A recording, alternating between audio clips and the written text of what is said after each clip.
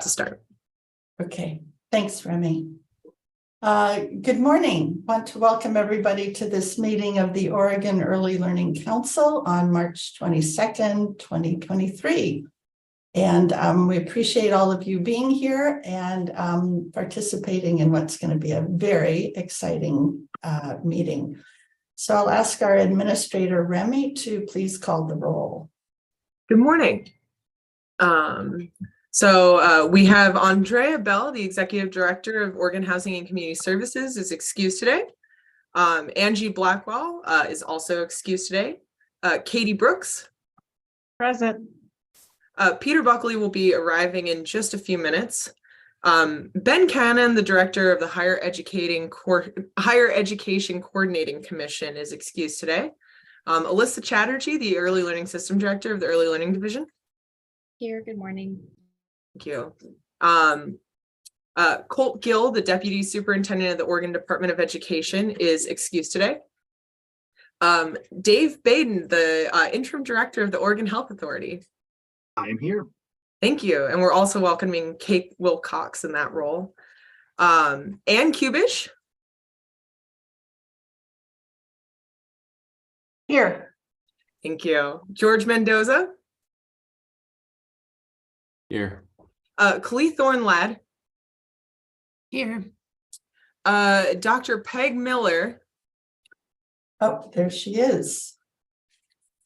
Connecting to audio. I know you're there, Dr. Miller. Subin O. Here.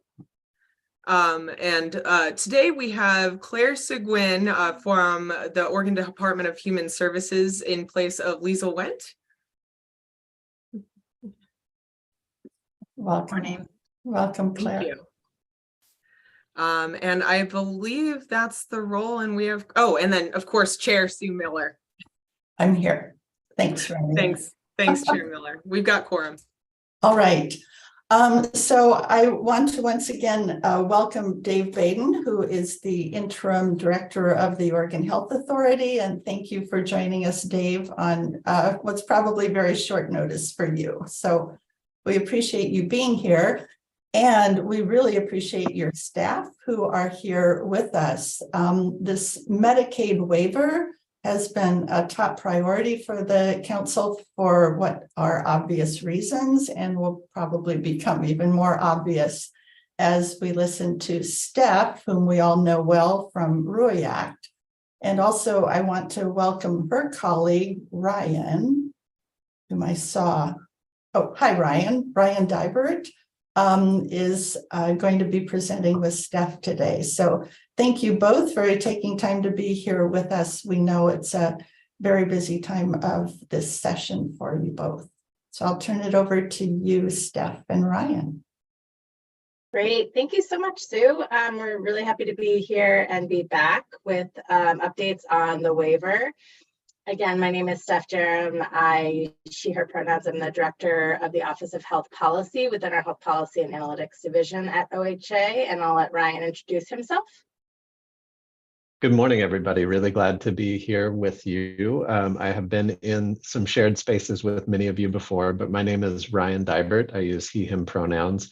I am part of the waiver strategy and implementation team on the within Medicaid at OHA. But I'm relatively new in that role. I think about two months in at this point. But I come to the work most recently from a couple of years as Governor Brown's Health and Housing Policy Advisor. So have been in space with you, with some of you in that role. It's especially good to see my former colleague Alyssa here, we'll go from there. All right, thanks, Ryan. Great. My screen is sharing. Yes, it is. Okay, wonderful. So I'm just going to do some of the introductory pieces here, and then I'm going to hand it over to Ryan. So let's see. Okay. We're going to do a brief overview. I think most of you are aware, but we'll just give the update just in case we have new folks participating. We'll do a little bit deeper waiver implementation update and share about our community engagement strategies. So just as a high level to start, as a reminder, I think most of you know this, but we're talking about the Medicaid 1115 Medicaid waiver demonstration. This is related to the Oregon Health Plan, which is what provides Medicaid in our state. And we just went through the process to work with the federal government to waive some of the requirements and the ways in which the federal program is run, to try out some interesting and innovative ways of delivering Medicaid in the state. So that's really what we're talking about here. The waiver requests that were approved, this was in September of 2022, which felt like yesterday, but apparently was almost 6 months ago. We have some really groundbreaking, really innovative and exciting pieces. We are continuing with CMS on a number of different aspects of the waiver negotiations that have yet to be approved, but the areas that we're focusing on in terms of our current approvals are related to continuous Medicaid coverage for folks, expanded Medicaid eligibility for a specific population around youth with special health care needs. That's in the 19 to 26-year-old category. Coverage of some new health-related social needs benefits. So these are housing and nutrition supports and supports for extreme climate events. And Ryan's going to go in detail on those. And that will be for certain members. And then additional influx of federal funding through something called DSHP, or the Designated State Health Program. So for kids 0 to 6, which I know is the focus here, I just wanted to highlight the things that are directly impacting these kiddos. We are specifically focused on continuous coverage on OHP until their 6th birthday. So if a child is eligible for Medicaid anytime before their 6th birthday, and they enroll, they will just have coverage until they turn 6. This is hugely exciting, really takes away a lot of burden on families, offers a lot of continuous coverage. And I'll just plug that it's also really exciting for us in terms of the impact that Oregon has on the nation. We are having lots of attention on the state. We have many other states in the country who are exploring this. We're testifying tomorrow in Montana to support their proposal. California, there's just a lot of movement on this. So really exciting that Oregon could kind of set that in the sand, and that others are able to follow. For kids related to the health-related social needs services, there will be housing, nutrition, and climate-related services and benefits. As I said, Ryan's going to go in detail on what that looks like. The specific attention related to those kids would be kids involved with child welfare, 0 to 6. Of course, this includes all kids, but for this purpose, 0 to 6. Any kid who's 0 to 6 who's housing insecure, there's going to be efforts to address that. There will be opportunities for prenatal and early childhood nutrition supports that looks like a range of different things, including medically tailored meals or just adding supplemental meal baskets, as well as families in the justice system. And Ryan and I have been talking about how it's the spread of the impact of this to the whole family. So even though these aren't necessarily targeting 0 to 6, the impact on those children for their families to get these supports will be really huge. And then really importantly, continued close partnerships across these ELC agencies to continue to work on this collaboratively. So we know that some of you have already been engaged in this effort, and certainly encourage your support and input on this. So with that, I am going to turn it to Ryan to talk about the waiver implementation update. Thank you, Steph. And maybe if you hold on this slide before we go to the incredibly busy next slide for a brief introduction and grounding. So, first, just in coming to this group, part of what I want to offer is, some of my own experience in this work. Having started in this space as a street outreach worker for a healthcare for the homeless clinic, back in the late 90s, and just understanding the the ways in which what we now have this language around social determinants of health or health-related social needs, as CMS decided to rename it. Understanding how these social determinants of health really affect people's ability to access care, to engage in care, and to benefit from that care. The work that we're going to be able to do through this waiver really is groundbreaking in that it helps us put Medicaid investment in those upstream spaces of social determinants in ways that we've never really had as much direct ability to do in the past. It's also going to give us, I think, importantly, the opportunity to create some uniformity and some accountability across our many health system partners in delivering these benefits in ways that we have not had as strongly when we think about the health-related services in prior waivers.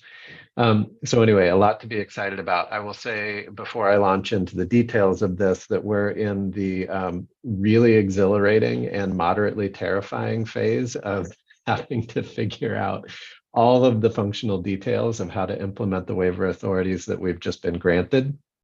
And really, really grateful for the partnership of so many of our partners with ODHS, with Oregon Housing and Community Services, as well as a breadth of staff within OHA who are helping to think about the implications of this work across so many of the populations that we serve across the state enterprise.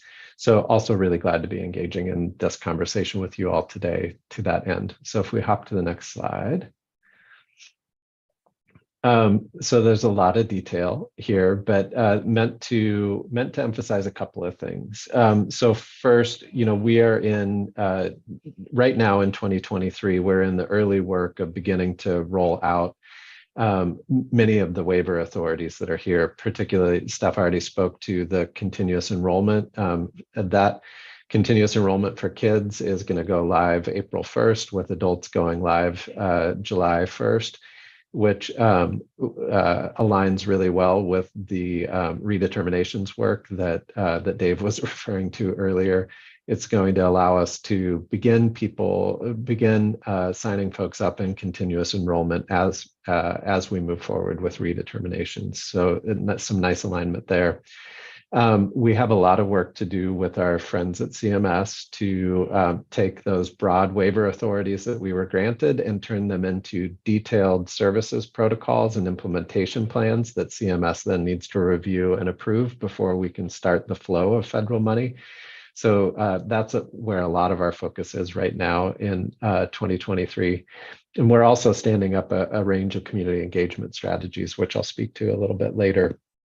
As we head into 2024, we're expecting to roll in those health-related social needs services in a phased rollout of those services over the course of 2024 so that we can help CCOs and our other health system partners build pretty robust sets of partnerships at the community level to deliver that range of housing, climate, and nutrition support services. We'll then begin and we'll be working in 2024, of course, to roll those into our CCO contracts, which, depending on some pending legislation, we'll be entering either into a new 5-year contract with CCOs or a potential 2-year extension beginning in 2025. So as we move later into the 5-year implementation of this waiver, it is all the way through 2027. We'll be defining eligibility criteria around those youth with special healthcare needs that Steph mentioned earlier. And we'll begin the work of, some of you may follow the detail around the prioritized list of services under the Oregon Health Plan. It's been a core staple of how we've implemented our waiver in the past. CMS has finally come around to saying, look, this is no longer a demonstration. This is something that you should roll directly into your state health plan rather than including it in the 1115 waiver work. So we'll wrap that up toward the end of 2027. But the one thing I really wanted to emphasize here, though, is while we're in a real sprint in this year and next for the beginning of the rollout, particularly these health-related social needs services, this really is a 5-year waiver implementation, and we think there's going to be a lot of iterative work with partners on the ground, figuring out what's working, what's not, how we need to evolve this so that it works for members and for their families. So while there's a lot of work right now, we're also going to be continuing a lot of that development and iterative work through the full 5-year demonstration. So go ahead to the next slide. This is meant to be an illustration of how we expect the system of health-related services to work. Really, we start at the eligible individual, the individual member at the center of this work, wanting to make sure that there are a broad range of potential service access points. So when somebody identifies that they have needs around housing, nutrition, or climate-related supports, that they're able to access those services through a broad range of providers. So for instance, you see here, if they're engaged with the existing homeless services provider in their community, or through their own primary care provider or CCOs. I think especially for this group, it's I certainly think of potential for early learning hubs being within this list of potential service access points. So that the idea is that members can access these services where they're already engaged and where they have relationship and community. Then we're able to make determinations about eligibility and refer folks in through services coordination to make sure they can access those services. Importantly, we expect that these are not new services that we'll expect, for instance, our CCO partners to newly become housing providers. We want them to be able to work closely with existing community-based organizations that are already doing this work in community, to bring this as additional resource to help expand the scale of that service provision in community. And to do that, it's actually going to take some pretty complex juggling of, the work of becoming a Medicaid biller is often a really high bar for smaller not-for-profit community-based organizations. And so we really want to keep the burden there on the health system and make it as easy as possible for community-based organizations to be able to work within this new Medicaid context. So we can come back to this if folks have questions, but let's go ahead to the next slide. So to date, we have been gathering a lot of key design questions. I'll highlight some of those on the next slide, but we're affectionately referring to this as the cajillion questions about what it's actually going to take to implement these new benefits. So just the work of compiling those design questions has been a pretty hefty lift in and of itself.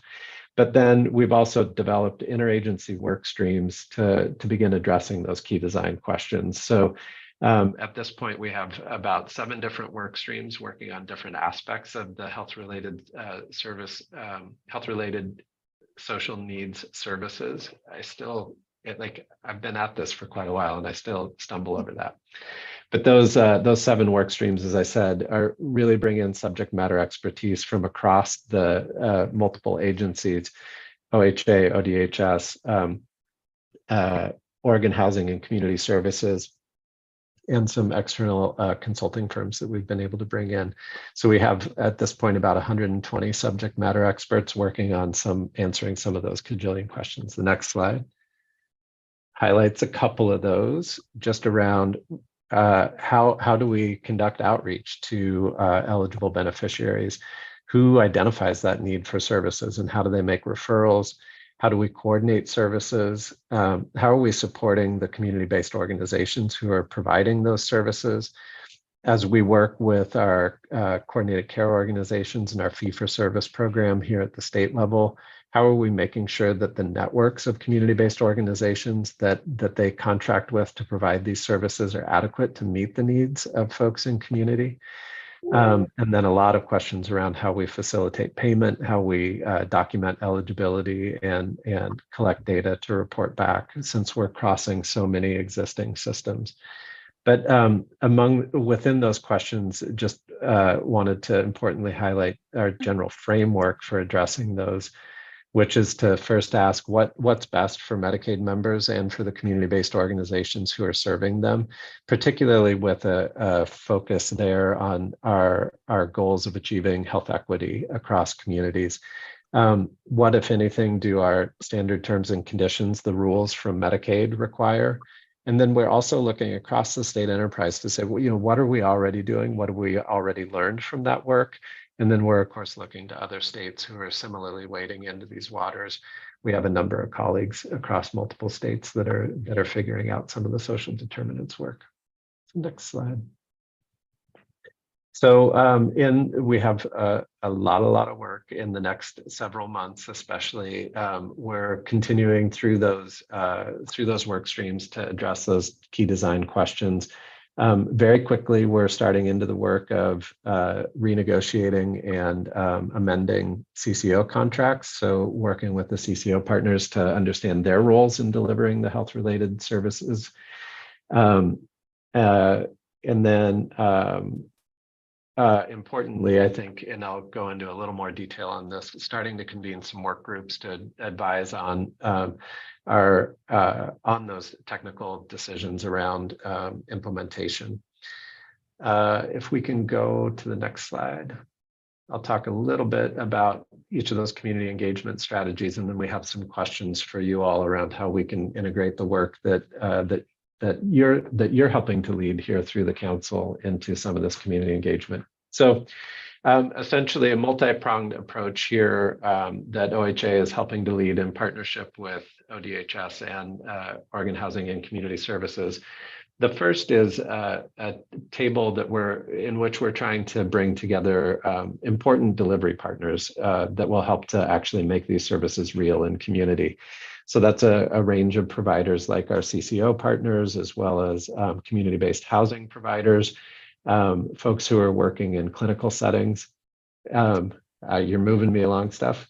Well, you were jumping into talking about it, so I figured I'd give them the slide. Okay, thank you. I wasn't sure if that was a time check. This is helpful.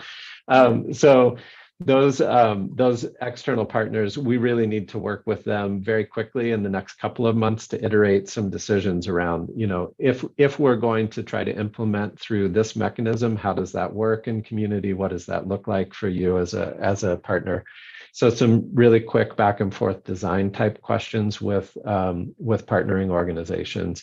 That's going to be starting very soon and meeting weekly.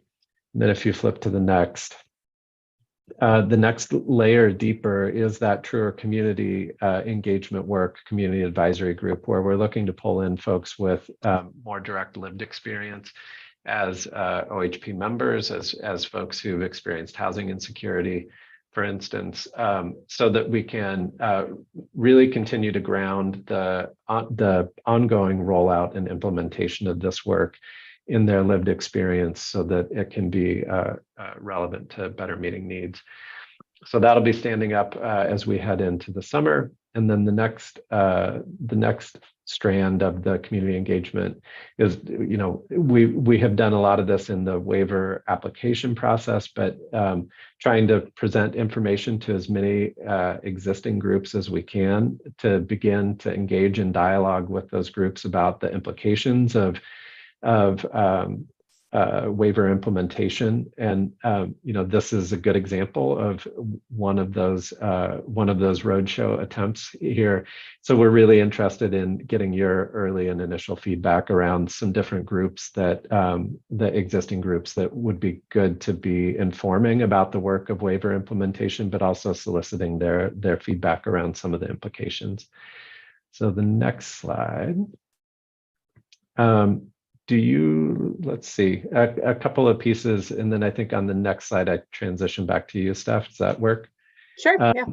So just on communications, which is closely tied to some of our community engagement work, we're developing right now the communications plan. We're going to be updating some of our external resources, including our waiver websites in multiple languages. We've got update emails that are regularly going out that folks can subscribe to.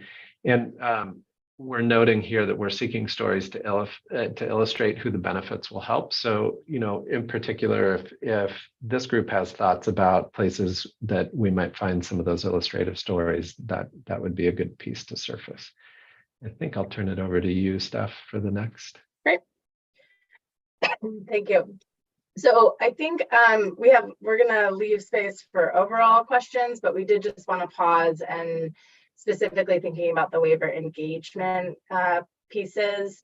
Are there other ways when you think about all of this influx of information and the different groups, are there other ways in which you think that we should be engaging community and partners in your worlds that would be impacted by the waiver? Any specific meetings or groups where we should bring those waiver updates that already exist, as Ryan said, or anyone that you think would be a good technical or community advisory member? We would love to hear about that as well. So I can pause, Katie, and Jessica is our lead on community engagement, so you can also reach out directly to Jessica Diaz, but we're also happy to take that information. Okay, Katie. There we go. This is really great. I really appreciate this presentation. It's so important that this gets done right, as you guys already know. Couple of things, a suggestion for folks who interact with families, those who are actually providers, childcare providers, and especially those who have a lot of recipients for preschool promise, baby promise, really, really important stakeholders to make sure they have the correct information on how to get access to all of this, because they're one of the frontline folks. And any nonprofits like in my neck of woods and in Central Oregon, Neighbor Impact, and folks who are working with families in that realm would be some good stakeholders to engage. If you probably thought of that 10 times over. But it's a hard question, and it's unfair to ask it at this point, so I'll just make it more of a comment, is how do you test whether or not this is working and whether or not you're getting to the right folks and that they have ease of access, they find the right connection, and no delays in delivering of the service they're seeking. Because we've experienced some things through the learning division. Good questions, Katie. Yeah, and I don't know, Steph and Ryan, if you want to give any quick response to Katie's question. Otherwise, we'll go to Kali's comment. I mean, I'll hop in and just say, Katie, I appreciate the call out for Neighbor Impact. The community action agencies statewide play an important role in bridging a lot of these resource areas, whether it's focusing on housing stability, anti-poverty, early childhood work. So we're definitely looking to engage and align with the work of those community action agencies statewide. So glad to hear the call out for Neighbor Impact. And also those questions that you identified around testing success, particularly from a member perspective, those are really helpful questions for us to be considering as we start to think about some of our evaluation and monitoring framework. It'll also help us to set some of the contract conditions, especially with CCOs. So thank you. Okay, thanks, Ryan. Kali. Hi, good morning. So these are just a couple ideas. You may have already thought of them on the waiver engagement specifically. ESDs came to mind because they deal with early childhood special ed, and I think in early intervention, it feels like it's important for them, and the K-12 system in general as well, in addition to the early childhood system. It feels like having educators understand this is, or maybe it's built-in leaders. I don't know the right person, but we would welcome you to come to, we are a backbone organization for the Early Childhood Coalition that has a lot of statewide providers. So I'm sure we could get you on the agenda if you wanted to come to a coalition meeting and share with providers of early childhood. That's another idea. And then I just had a wondering around if we could, you mentioned translation into Spanish and English. I know there's a lot of other languages though that are in Oregon. And so, making sure that there's translation services when you do these info sessions, I think is really important, so that if people speak other languages, and you might already be prepared for that. But I know depending on where you are in Oregon, the diversity in Oregon is actually greater than I think we often realize in many different parts of the state. And so making sure that there, wherever you go, there's translation services. So everybody can understand. Thanks, Kelly. Great comments. Any other comments from council members, suggestions of whom they should be talking to, how to approach communities? George, do you want to just talk? Sure. I mean, I'll just say I wrote down my thoughts, but there's a lot of parent collaboratives in almost every community, and most school districts, not all, but have wraparound specialists or care coordinators in their schools as well. And any health center or healthcare center is a great place. Other counties have wraparound people also that support and help child caregiver settings, family events that take place in schools or other locations are, to me, good places to talk about this and help people understand and get signed up. Yeah, thanks, George. I think the schools will definitely be a key element in this. Alyssa. Yeah, Ryan, we'd be happy to connect you too with the early learning hubs and childcare resource and referral entities that are going to be tapped in, as well as Head Start and Oregon and prenatal to kindergarten programs. And we think about that vulnerable population overlap. So I'm happy to partner in making sure you get connected to the right folks there. Thanks. Appreciate that, Alyssa. And just one kind of random comment as I listen to all of these ideas of people to connect with and organizations to connect with. I mean, you're going to need an army of people to do all of these connections. So whether you can want to, if it would work to build into your community engagement process, the idea of training some trainers or training some, presenters.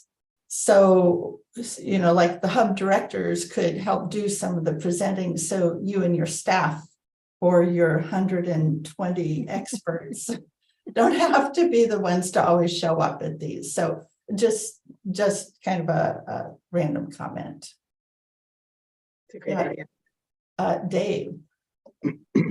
Yeah, thanks, Sue. I think just listening to the conversation, maybe just 2 points that are floating through my head. I mean, one, the demonstration part about this work, I think is really important. This is, I think the eyes of CMS are on us about how, especially on these HRSN services that Ryan went through, how this could work. I mean, this is a new foray for Medicaid to directly fund and call these covered services. So just really sort of that focus on feedback and how we are doing in rolling this out is sort of one piece. The second piece is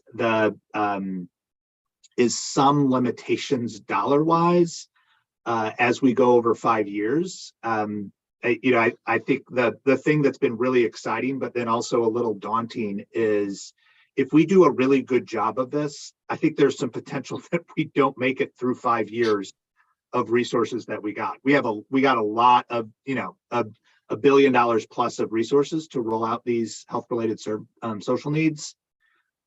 And I think for all of us, housing is expensive. And, when you really sort of break down how much we will be able to do, there is going to be these sort of limitations that are put on because of dollars on this. So I'm always a little of the eyes appropriately widening and saying this is amazing because it really is.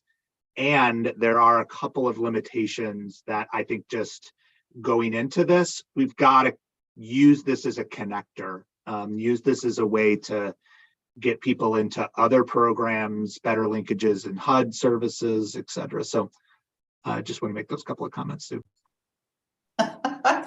Good point, Dave. I guess that's a good news, bad news that you might run out of money because it's being so successful. And I would just randomly guess, Dave, that you and Andrea Bell are going to become very good friends if you aren't already. I think she's my favorite chat partner already. But she will be.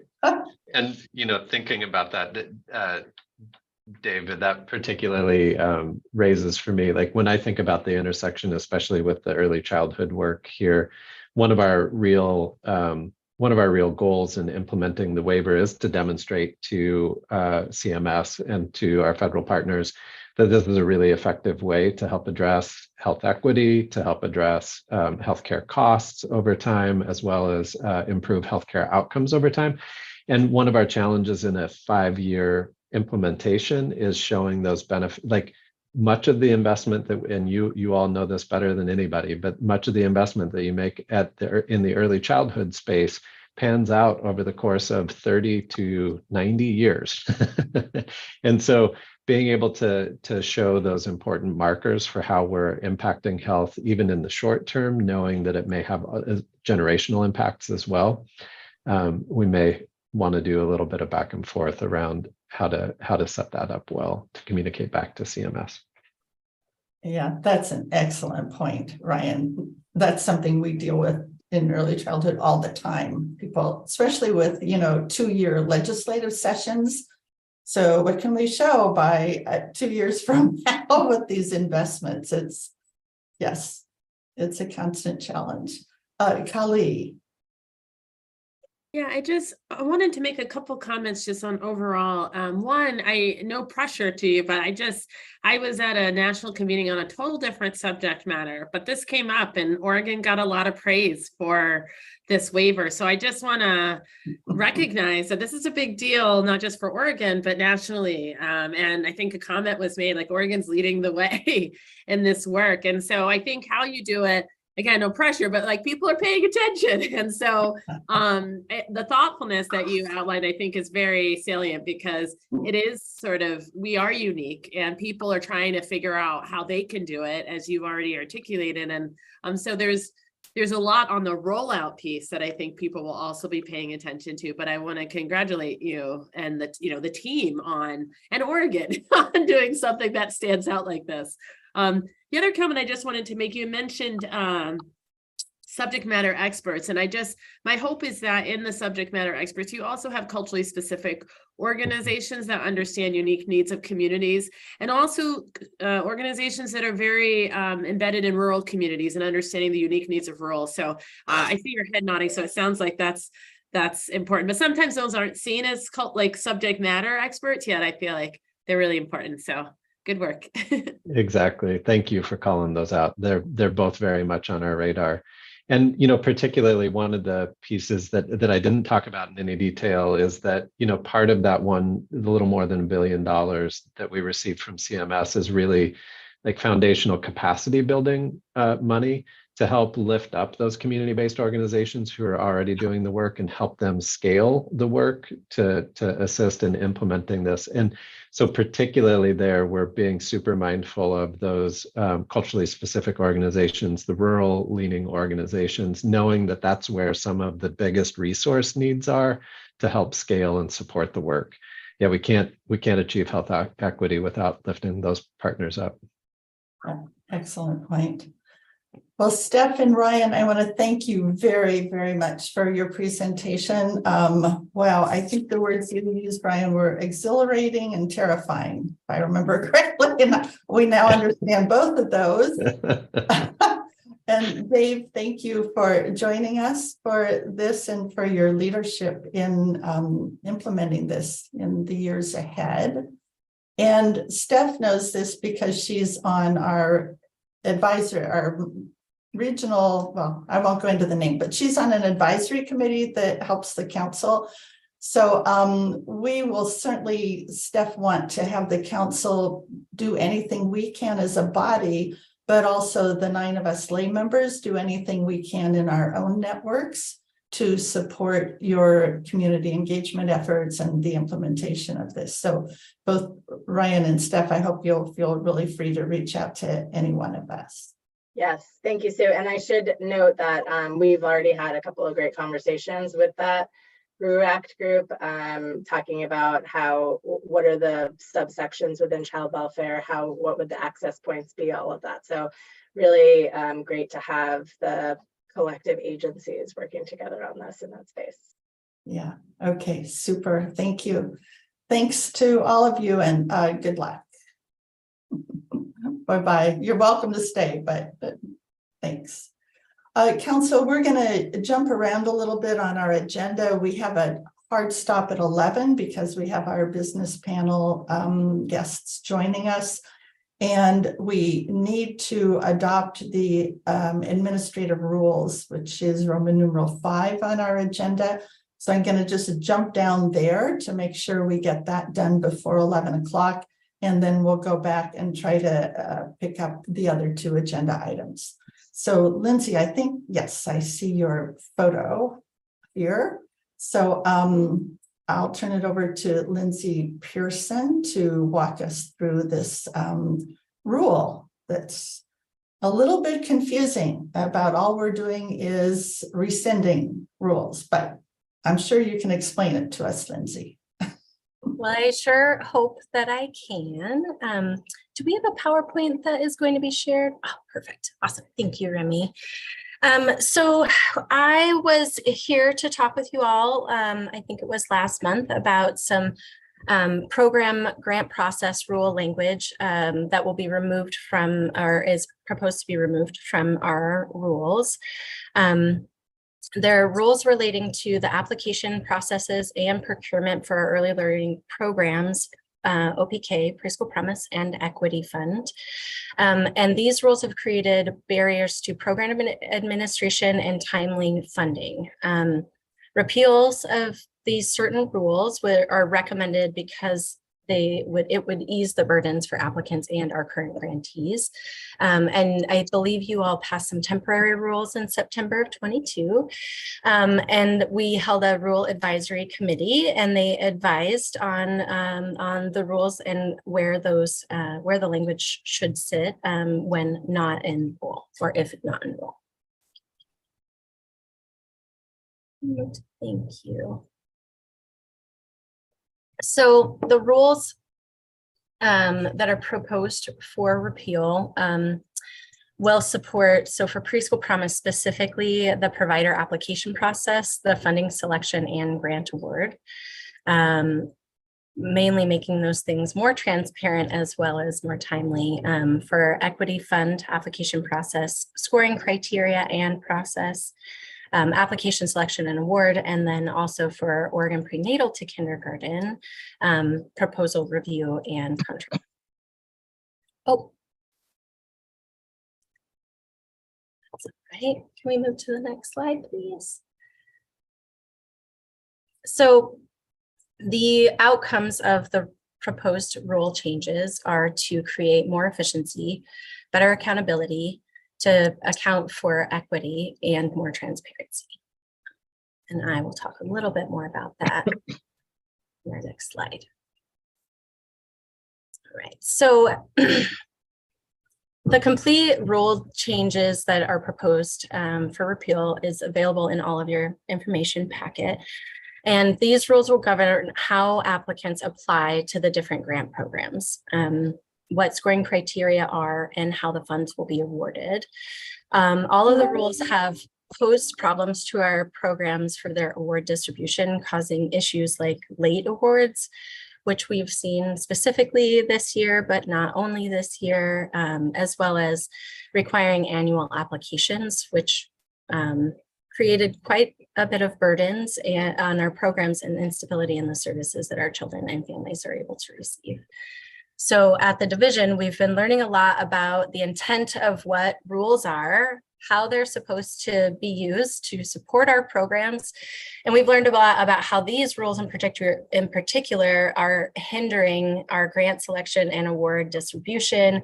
And we've learned that they sit just really at kind of the wrong place, in the wrong place. One of the things that I have heard particularly from my grantees, which are Oregon pre-kindergarten grantees and tend to be large organizations, is that even they themselves don't necessarily look in the rules when it comes to learning about how they're going to apply for their grant. So that to me felt important when we were thinking about where our clarity and our requirements sit. So while we say repealing the rules, it doesn't mean that we are repealing the policies or trying to obscure the public process.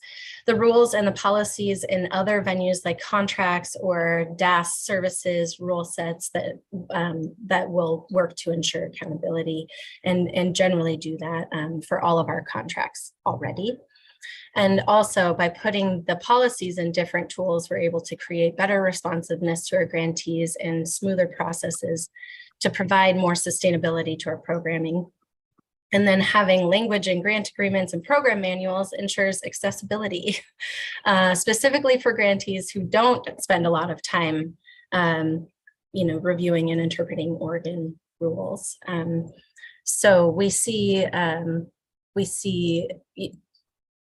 a lot of value in holding these in the places where all of our grantees are generally going to receive all of the information around how do I apply, how do I access support, where's the TA, who do I contact, how is my application going to be reviewed, as well as for our equity considerations. We can make all of these things in many different languages. And again, multi-year grants being available specifically for in-home providers creates stability for them as well as for the children and families they serve. Sorry, that one's a little long. Okay. So need to just keep rolling here. That's great. So the RAC findings were exactly that. Essentially, they said, we want transparency and we want equity. And it's not necessarily in the rule set that we're going to look. So we need providing guidelines for applications that are accompaniment to the grant application, to grant manuals, program manuals, all of those things, using plain language that folks generally can understand, and then doing those things in many languages so that all people have access to their preferred language with, as much of that as we can do. And then building long-term relationships with the folks that we're funding as well. Remy, can you move to the next slide? Oh, that might be it. Do you all have questions?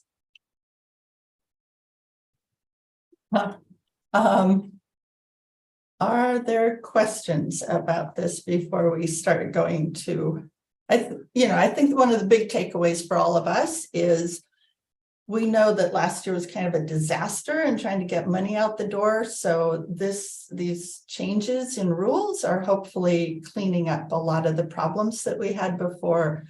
And certainly the multi-year grants as an option are a huge improvement for our grantees, but especially those with smaller CBOs and some of our target populations. So, and you saw the list in our agenda of the RAC members. So it was a great cross-section of providers and families, and Angie Blackwell was on there from the council. So it looked like a really helpful RAC for them. We had a good amount of applicants. It was very exciting, actually. So I think the one thing I didn't mention, and I'll do this quickly, but for grantees who hold multiple grants with us, 65% or so of the Oregon pre-kindergarten grantees also have Healthy Families, Preschool Promise, some have Baby Promise, and some are relief nurseries. So for those folks, it may open an opportunity for them to apply for the full suite of funding and implement those things all together in a different way as well, which just removes barriers for them. That would be fabulous, Lindsay. Okay, so I would love to have Dave, thank you for staying with us, and thank you for accepting your new position. You're welcome, I think is the, yes, you're welcome. All right, have a great day. All right, if one of you council members would please look at the proposed draft motions that are on page 10 of the agenda. And And I'd love to have one of you just, and we have to read them. So if one of you would volunteer to just read A, B, C, and we'll just vote on each one as we go. Whoever has page 10 up. I can do that, Sue. All right, thank you, Anne. Okay, I move to adopt the proposed language dated March 22nd, 2023 that repeals OAR's Chapter 414, Division 470, Rules 0015 and 0042. Thank you. Is there a second for that? Second. Thank you. Questions? Those in favor, how about just raising our hands? Any opposed? A motion carries. Next, Anne. I move to adopt the proposed language dated March 22nd, 2023 that repeals OAR's Chapter 414, Division 575, Rule 0010, 0020, and 0025. Great. Is there a second? I'll second. Thank you, Katie. All right, questions? Those in favor, please raise your hands. Any opposed? Motion carries. And our third and final one. Thanks, I Anne. move to adopt the proposed language dated March 22nd, 2023 that repeals OAR 414-460-0015. All right. And Katie's seconding that one, I'll bet. Yes, second. Thank you. Any questions? If not, those in favor, please raise our hands. Any opposed? Raise your hand. Motion carries. Lindsay, thank you. I think you're gone. Oh, there you are. Thank you, Lindsay. I appreciate you being here last month and Thank you. this month. Thank you all very much. Yeah, Thank you for the work. yeah, that'll be great to make And that Melissa, easier. Can I just ask a quick question? I didn't want to get in the way of the vote. This feels like the right direction from what I hear from folks, but I'm wondering, is there any opposing view to this? Has there been any opposition to this move? We had, there were questions about transparency in the RAC, which was wonderful because that's exactly what we wanted. And that's where we had really gotten into, is it the right place? Are you needing clarity in the rule set, or are you needing clarity in the process, the TA, the application, the grant manual? And that's when we flushed through the conversation, that's really where people were leaning, that it's those things that they use as their guiding documents. And so having clarity and a really clear metric and process for review, appeal, all of those things in those documents felt a lot better, as well as being able to put those all into multiple languages rather than expecting folks to read rural language, which, it's fun for some folks, maybe Remy, I'm just kidding. But thank you for the question. Thank you. Thank you. Okay, thanks, Lindsay. And we'll look forward to updates from you. I don't know if it's 6 months from now or when, but just to keep us kind of in that loop, since we all had lots of phone calls a year ago or whatever. So thanks, Lindsay. So it is 5 minutes to 11. I'm just going to comment that Alyssa, why don't you make your comment about that? And Yeah, I know we're 2 agenda items behind, so I'm happy to follow up with individual council members on the suspension and expulsion prevention program, but we're going to have a deep dive presentation with our contracted partners at the meeting next month. Sue, I can also work on a quick memo so that we have something on the record to post about kind of where we are in that current process. And if folks have particular questions that you'd like to send to Remy, we'll make sure that we address those in next month's presentation. okay, and I see both Subin and Kali have said they have lots of questions on it. So if you will send those questions to Remy, and then Alyssa, as she said, she'll be working with the contractor as well. And they will come to our April meeting, and we'll have time allocated for a real conversation about that very, very important program that's rolling out. Okay, thank you, Alyssa. And I'm going to just postpone the Raise Up Oregon conversation. I want to have it. I hope, I'm guessing Harriet and Carrie are going to still be on after our panel conversation.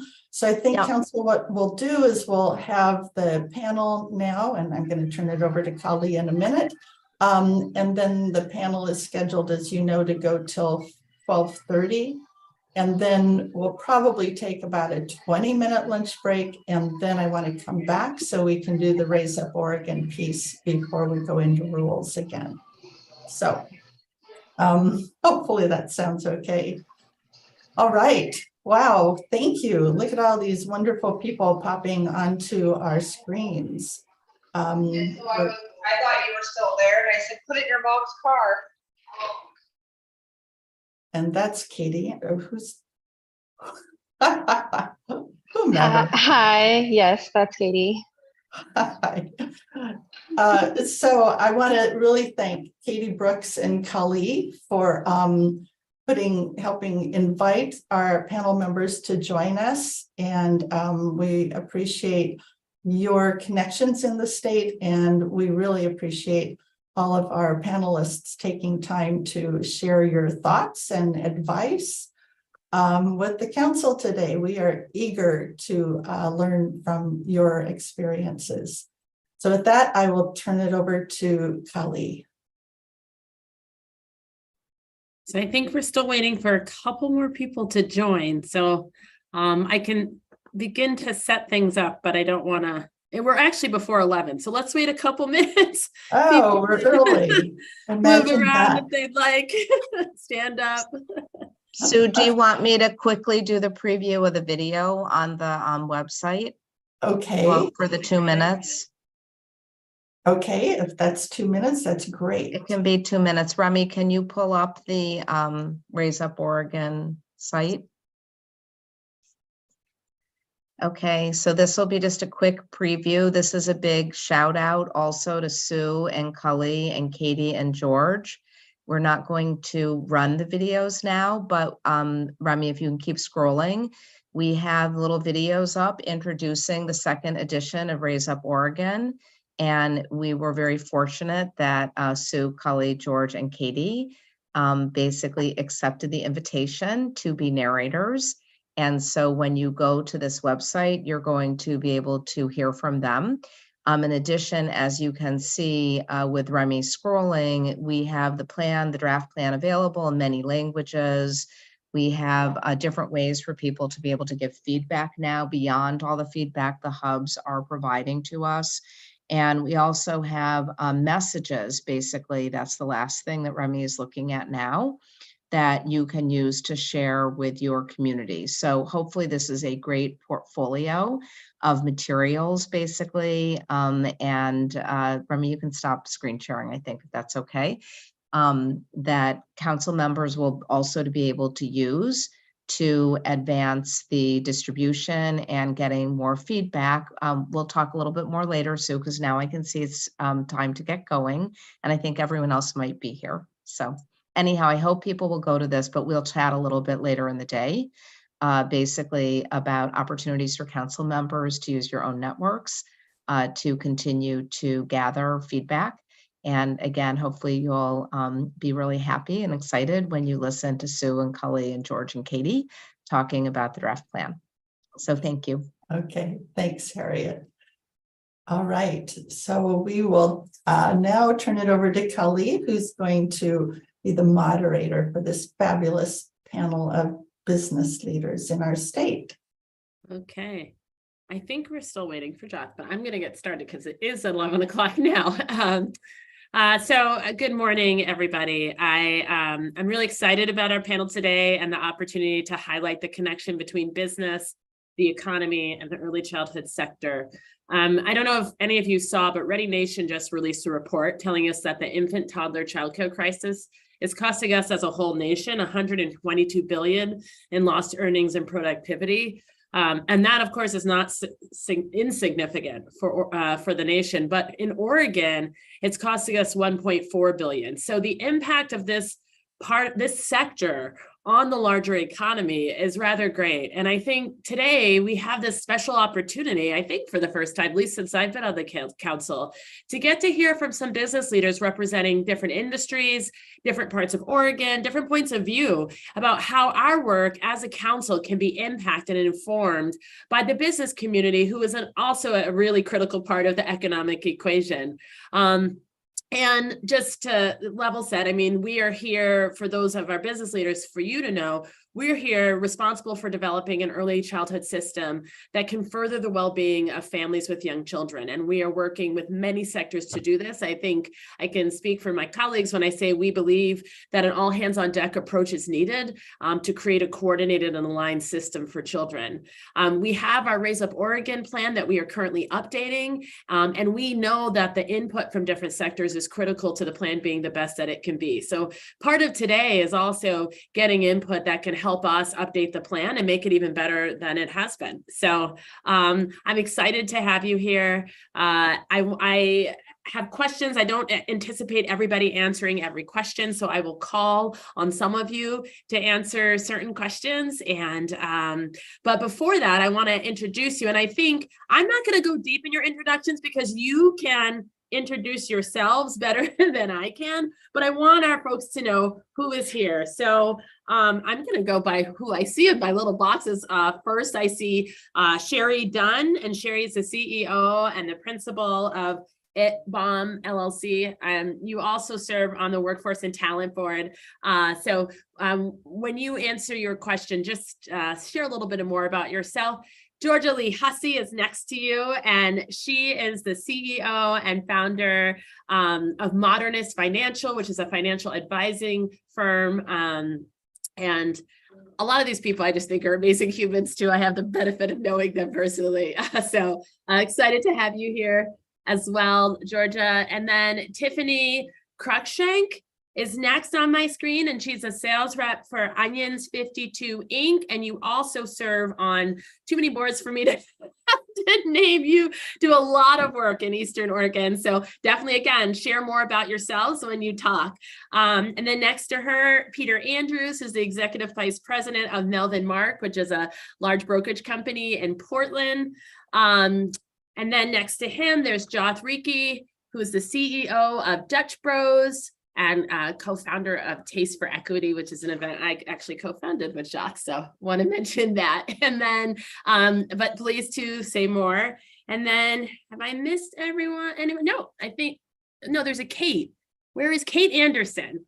And Kate is the founder and owner of Aperion Management Group. I apologize if I pronounced that wrong, based out of Central Oregon. So I'm so excited to have you each here. Please, again, I'm going to ask the first question, but say a little bit about yourself, because all of you are remarkable people making a difference, and your titles and your day jobs don't actually speak to the amount of impact each of you have in your communities. You are all doing a lot outside of what you do in your day job. So the first question for today: how are children 0 to 5 issues showing up in your business or professional world?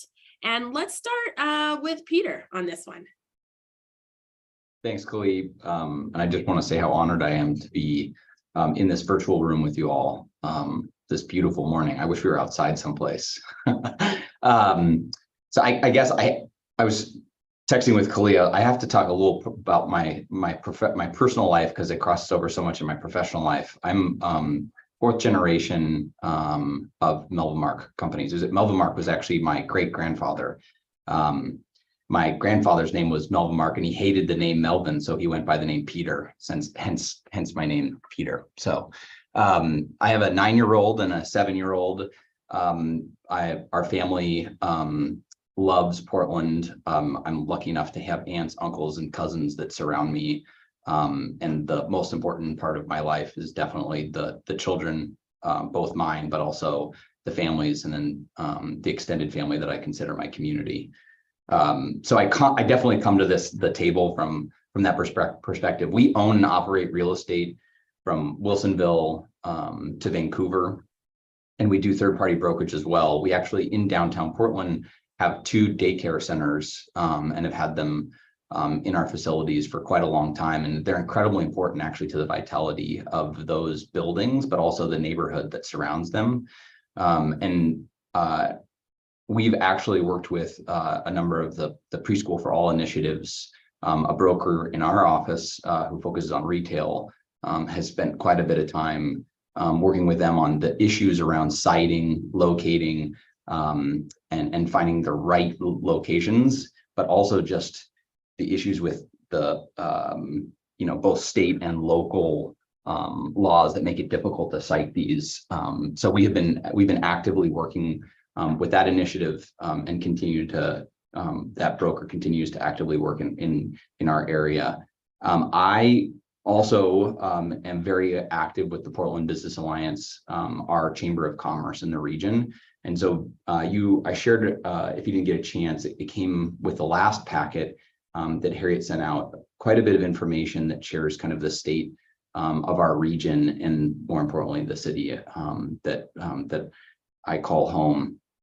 And I too truly believe that for the success of our city to come back, it can't look like what we had as an economy prior to the pandemic, that we have to imagine a world that provides, I imagine, Portland being a family focused economy, right? That has daycares and preschool, that people want to be in downtown and bring their kids to work. They drop them off, then they want to go to the what I would hope would be a safe and active park system and go to a coffee shop with their kids and dinner. That to me would be the dream. And it's, my hope ultimately is that we create a place, and I'm speaking for Portland, but where, my kids and my kids' want to come back, and their friends and the greater community, that this is a place that they see as where they want their children and their children's children to grow and be prosperous, that they see success for others. So I cross over in quite a bit of those, and again, look forward to continuing the conversation with this panel today. So thanks, Kali. Thank you. Let's go down to Southern Oregon and see what Joth has to say about this. Good morning, everybody. Thanks, Kali. And it's nice to be with everybody today. My name is Joth Rickey. I'm the CEO of Dutch Bros, where we have, now over 700 and some locations across 14 states. But home for us is Oregon, and more importantly, home for this company is in Grants Pass. And it's such a unique opportunity to run such a large business from such a small community. In addition to doing this, I'm the chair of the Oregon Business Council, and work with what is now 42 different companies that sit on that council, and work with that team. And at the Business Summit in December, we talked about the importance of early childhood learning and education, and the things that we do for them. I also sit with Kali on the Children's Institute, and Taste for Equity. And I also, I was appointed to the Racial Justice Council for the state as well by our last governor, and continue to serve on that group. So very involved, and Oregon matters to me in a way that goes beyond any of those positions that I just mentioned. I get to use those, really as a platform for me to share and to make our state a better place. And I think it's a better place for everybody. And as we think about, what I've had a unique opportunity, and I've always lived in Portland, but I commute and live down in Southern Oregon. And so my perspective of more rural and smaller communities has changed a lot with my metro perspective. But now I have a much smaller community perspective, and being an employer in a small community, and some of the challenges that we have related to, recruiting, retention, especially for young families, in what we do. And I think it's not lost on anybody, or you wouldn't be on this call if you didn't understand the childcare desert that we operate in, especially in our small towns, and some of the challenges that we have with our early learning programs in many communities. But when I got to Dutch Bros, one of the things that amazed me, I remember walking in here, and this is 4+ years ago, and walking into the office, and there are kids running around everywhere. In office, sitting in meetings. Yeah, it sounds fun until it's really not. Until it's very disruptive, and it disrupts your ability to be productive. It disrupts your ability to run business, and really, it's unfair to the kids because the kids are having to be drugged to work because there's no place for them to go, and there's no place for them to have time either after school or maybe it's pre-K, and their families need the jobs, but they have no place to take the kids. And if they did take the kids there, they ultimately can't afford it. And so this balance of what we have as employers, and really, for our opportunity, and I love seeing the kids, but I really love seeing them on family day. I don't necessarily want to see them in the office every day. And again, in fairness to them and their development, we want to make sure that they have a great environment to work on. And so, I believe that the stat in Grants Pass is that 1 out of every 10 children have an opportunity for care in the community. And my fear is that a community like this will never have the opportunity to develop to the degree that it deserves to, if we don't start with taking care of the kids at the beginning. Right now, we're spending a lot of money on all of the adverse effects of the things that we're not investing in versus trying to solve at the beginning of the cycle and setting them up for success. And not only is that for them, but it's also for the mental health of the parents. I think that what I see as an employer is the challenge, especially for our younger parents, of just the stress that they're under. And we have this we'll call it a mental health epidemic in the country. And I think that it's only being exacerbated by the pressures of trying to raise a young family without the resource to do it appropriately. So I'll leave it at that. I could talk for a long time, but thank you for having me, and thank you for having this group of people and listening to us today. Thank you, Joth. Okay, I'm going back up to the Metro region to Georgia Lee Hussey. Thank you, Kali. So I'm Georgia Lee Hussey. I'm the founder and CEO of Modernist Financial. We are in the lovely Union Bank Tower here, I guess at Union Bank of California Tower in downtown Portland, which Peter and Melvin Mark is the owner of. And Modernist was founded to help people structure their wealth around their progressive values. So the ways in which the firm is engaged around systemic answers to systemic problems is an essential part of how the business operates in the community. I am a queer woman with no kids. I'm very delightedly child-free. And I also care a lot about children because I see all the ways in which their care and the ways in which we provide the systems that will support their development and their parents' development and their families' development and their communities is essential to a flourishing business community. It's essential to a flourishing startup business like myself, the one that I own. A lot of my community is built around queer community, is built around the creative communities, is built around entrepreneurs. And it is real hard to be an entrepreneur of a startup if you don't have a place for your children to get care during the day. And I don't know about y'all, but my day doesn't end at 3:30 either. So there are questions that I think are essential to the flourishing of the state of Oregon, of the Pacific Northwest, that really childcare has to be a central part of the answer. As a firm, we believe very strongly in, we're a B Corp, so there's a lot of ways that we measure ourselves based on how we take care of people. And my starting salary for an associate is $65,000. I did the analysis of what I would have to pay a starting salary in order for that person, if they had 2 kids and were single parent, to support their life in Portland. And I would have to pay them $110,000 a year to pay for food and rent and childcare and transportation, and maybe, 4%, 5% into their retirement, which we can leave the retirement crisis to the side for this conversation.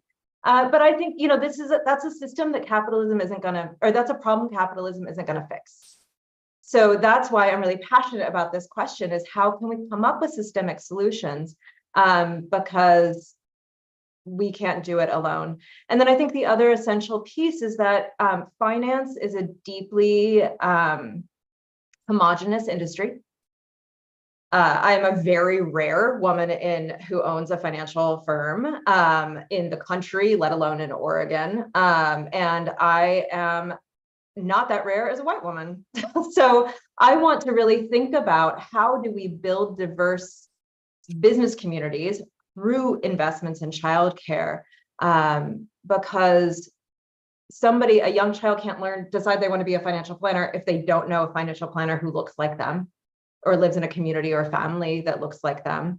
And that's a big problem, because the issues and concerns that are on the horizon for us culturally, but also in business, demand diverse voices. So I am all here for some systemic answers to this core issue. Thank you. Thank you, Georgia. We need you here. Next, I'm going to Eastern Oregon to Tiffany. Hello, and thank you for having me. My name is Tiffany Cruikshank, and I am just really excited to be here. When I was approached to be on the panel, I thought, oh, well, I don't really know if I should be on this panel. And they're like, we need more Eastern Oregon voices. And I was like, okay, I'm here. But I am a mother of 2 young children. I live in a very rural part of Oregon. Joth spoke about rural Oregon, Grants Pass, small towns. The town there that is the nearest to me has a population of 159 people, 159. The town where my office is located has a population of 1,600, and that's town. Like, that's where my kids go to school. So very rural, very small town. And I think that there's, we can get into this a little bit later, but I think that there needs to be a lot of flexibility in some of the opportunities that we're providing for early learning, making sure that we're having high quality educators and things like that, because what that looks like in Portland is going to be different than what it looks like in Vail, Oregon, or in Grants Pass, or Pendleton, or Hermiston, or Salem, wherever we are located. So I work in the onion industry. It's one of the largest onion growing regions in the United States. It's located on the border of Eastern Oregon and Western Idaho. I've been in this industry for about 15 years. And currently I work for a company that grows, packs, and ships onions 52 weeks out of the year in several states in the western part of the United States, also in Mexico. I run the Pacific Northwest division and primarily work with retailers, processors, and food service on onion consumption. So make sure you eat your vegetables. But today, I think the question is about how are children's issues showing up in our business and professional world. And I would say that I have been very lucky in that I have worked for companies who have recognized their need to have me in the office versus not. And so they have let my kids come to the office. But to Joth's point, it is hard. It's challenging to have your kids in your space when you're trying to have meetings, when you are, arranging doctor's appointments and pick up and drop off, and you don't have a reliable, high quality childcare option in your community. It's very challenging. I'm finally getting to the point where I have one child who is still in like an early learning situation. Next year, I'm so excited to have both of my daughters in elementary school because it will at least provide a little bit more structure in my world. But I have been lucky. Not everybody has those opportunities to take their kids with them to work. I still leave the office at 3 o'clock. I go pick up my kids. They have a space in my office currently that is filled with puzzles and games where they come and they work on their homework or take a nap or get a snack until I decide it's time to go home for the day. So I'm really lucky in that, but not everybody has that option. And so I think there's a couple different things here that we're looking at when we're answering this specific question, is the impact on the parent and the impact on their output. So I think we are losing money from an economic standpoint because the parent's productivity is down. We also are seeing these children, this 0 to 5, that's like the magic window, right? Or 0 to 8, depending on who you're talking to. And without the brain development in that, I'm looking at the 15 years from now, right? So our next workforce, when they come into the workforce, what are we going to be looking at? So this is more of a preventative for me. How are we grabbing those kids, getting them into high quality educational experiences, high quality care where they are loved, cared for, taught, feel good, so that in 15, 20 years, when they enter the workforce, we have an outstanding group of individuals to, choose from, work with, so on and so forth. So I'm going to pass it back to Kali. Thank you so much for letting me be here, and I'm looking forward to the rest of the panel. Thank you so much, Tiffany. I just got to say too, the productivity piece is big. And if you don't notice the trend, there's a disproportionate impact on productivity of females in the workplace because often the children are going with the mamas. So just want to underscore that. I'm going to go back to Portland and Sherry Dunn, and then we'll have Katie Anderson close us out on this question after. All right. Hi, I'm Sherry Dunn. I am the vice chair of the Workforce and Talent Development Board. It's a governor-appointed board that looks at workforce in the state of Oregon, both from the employer side and the employee side. I'm also a consultant. I have my own consulting company, ITBOM or IBOM Consulting. I've worked with Oregon Business Council and others. And in my role as a consultant, I worked with Work Systems, Inc. to create a white paper a year and a half ago, I think now, on the state of childcare in Oregon. So in that capacity, I had the opportunity to really do a scan of the entire state and come up with some ideas that I think we'll talk about later that might be useful. As it regards childcare, I mean, I also don't have children. What I would say is I didn't give birth to children, but my sister had 5 children, and I did not get to be a casual aunt. For a variety of reasons, I had to help raise 5 children. And so I'm very familiar with, having to get to school, people having a whole host of emotional and other problems. I mean, just the sheer work it took me, my mother, and my sister to try to keep 5 people alive was a lot of work. So, we also have extended family who are being pressed into service to try to make this happen. When I think about the impact, one thing I like to say to start anytime I talk about childcare is to frame this idea. The United States had universal childcare. We had universal childcare in 1940 when Congress passed the Lanham Act that was passed to provide childcare for women who had to go to work to support the war effort. It was regardless of income, and they were eligible for childcare for up to 6 days a week. If it was not for sexism and women being forced out of the workforce after the 40s, we would have childcare in the workforce today.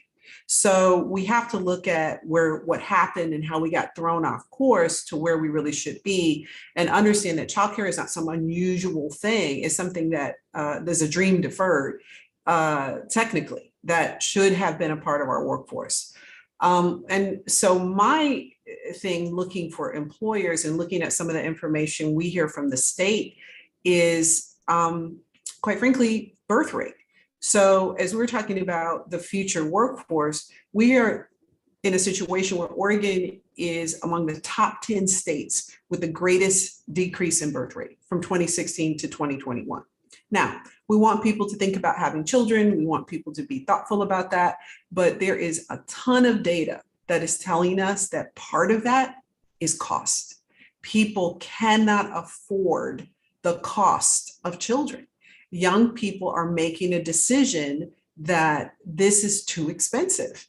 And they are in their prime childbearing years, and they are looking at a situation. So the question Oregon has to ask itself is, who is our next workforce? And then we also have, we recently have a fairly good uptick of out-migration. So for a long time, Portland itself was holding the line on in-migration, but that is tipping. So we have two things happening. We have out-migration of people with children, and then we have people not having children.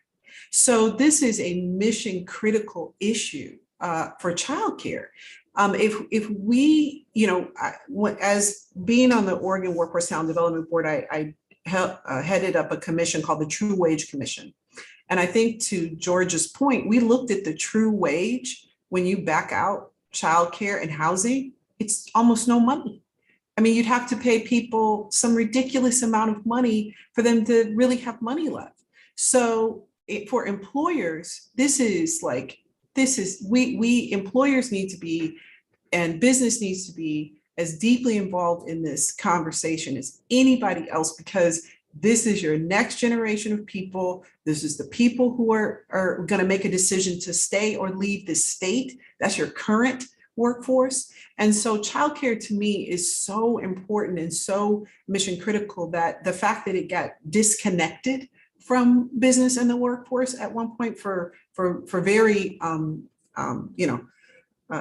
terrible reasons. A lot of people don't know the stories. They think, after the 40s, women just went back home. That's not true. Women were run off the workforce. They were harassed. They were threatened out of their jobs, and the childcare was pulled. So, we need to re-go and make that right.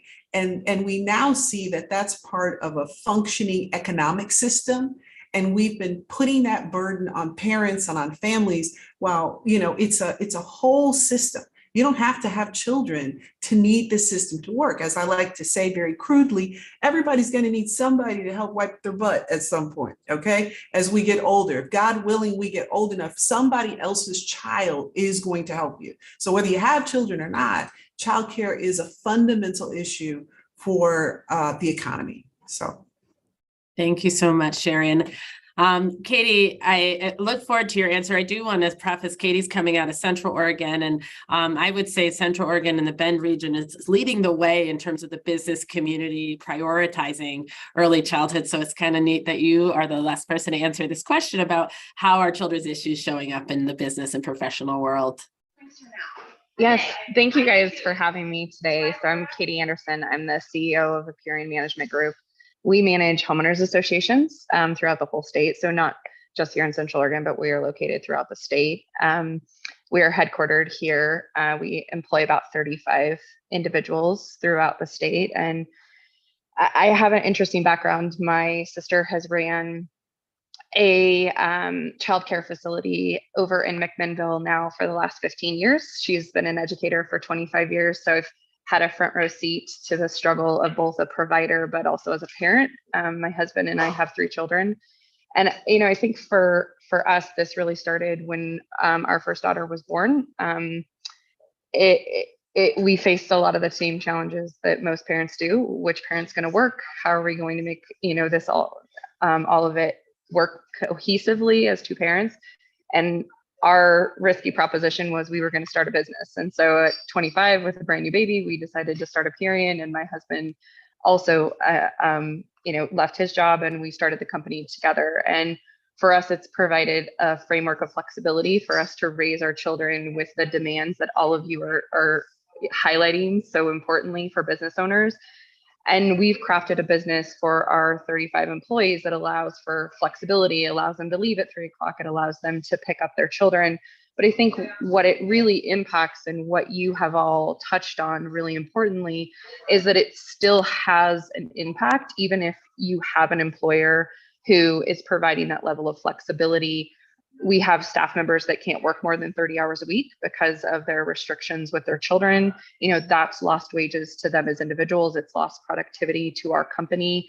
And so we've been a really active part of this conversation. I serve on the chamber board with Katie, and we've been a very active participant in this conversation to try to find solutions for both parents and business owners who are feeling the strain and impact. So I think the biggest thing to highlight for how it continues to show up for us as business owners, especially small business owners, is just in the absence of resources.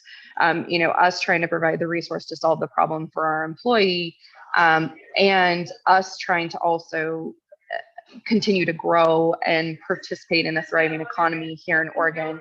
And the challenges seem somewhat endless. I mean, I had an employee who gave her notice this morning because she simply cannot continue to afford housing and childcare and is going to relocate out of the area. So we see this show up in our businesses every single day.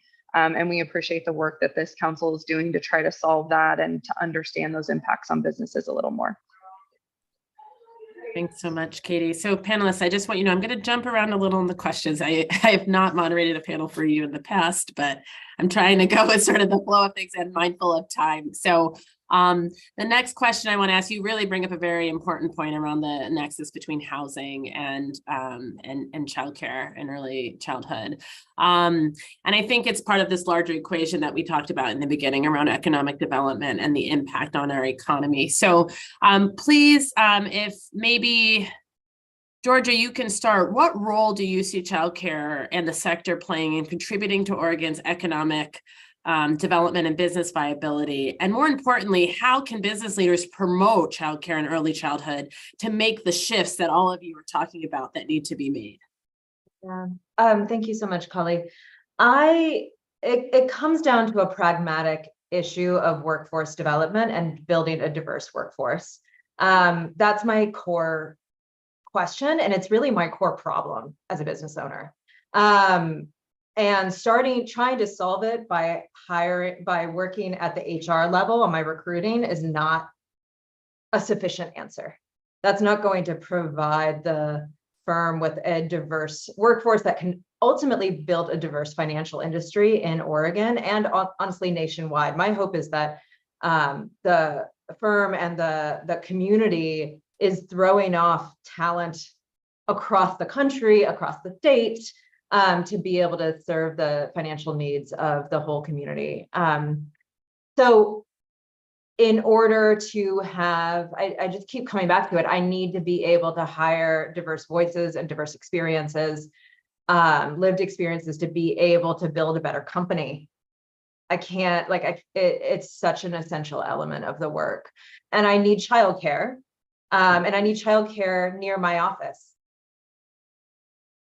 I believe very deeply in the city and in the state. I moved here 20 years ago because I had never been in a place that was so scrappy and was able to get so much done with so little. And I'm very proud of that. And it's a very engaged place. And I think we have the capacity to bring that bring that and grow that engagement in the business community. As a member of Business for a Better Portland and just a voice in the community, I'm just so, I think it's so essential that we be part of the shift in perspective. I think one of the things that we can do specifically as business owners, and I do a lot of tax planning for my clients, a lot. And one of the things we're working on a lot regularly now is changing the narrative on taxes from individual burden to collective benefit. I know Portland has a very high tax rate, believe me.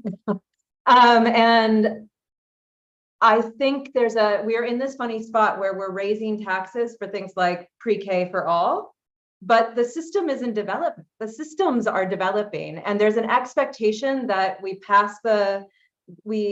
voted yes, and then suddenly magically pre-K is going to be available for all next year. And I think there's a lot of framing around the narrative that I think we have a lot of power to shift the narrative and set reasonable expectations among community.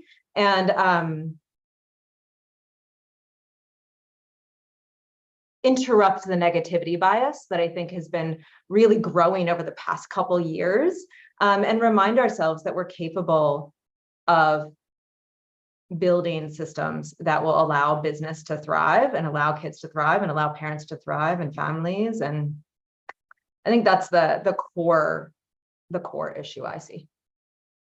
Thank you, Georgia. So shifting the narrative and interrupting negativity. And I will say that Preschool for All has outpaced what its goals were for placing preschool slots this year. So if it's factually accurate as well. So let's see. How about Tiffany? How would you answer that question about how business leaders can promote childcare and early childhood, and how you see the sector contributing to Oregon's economic development and business viability? Thank you, Kali. So I serve on one of the boards that I'm on. It's called the Eastern Oregon Border Economic Development Board, and that is a mouthful, but it was created by the 2017 legislature to focus on Eastern Oregon and Idaho. There is a vast differential in the area from an economic standpoint. In Eastern Oregon, you will see shuttered up businesses, like dilapidated homes. You go across the border into Idaho, 5 minutes away, and it is thriving. They have childcare facilities, they have businesses. Businesses are fleeing Oregon and going into Idaho. And there's a variety of reasons behind that.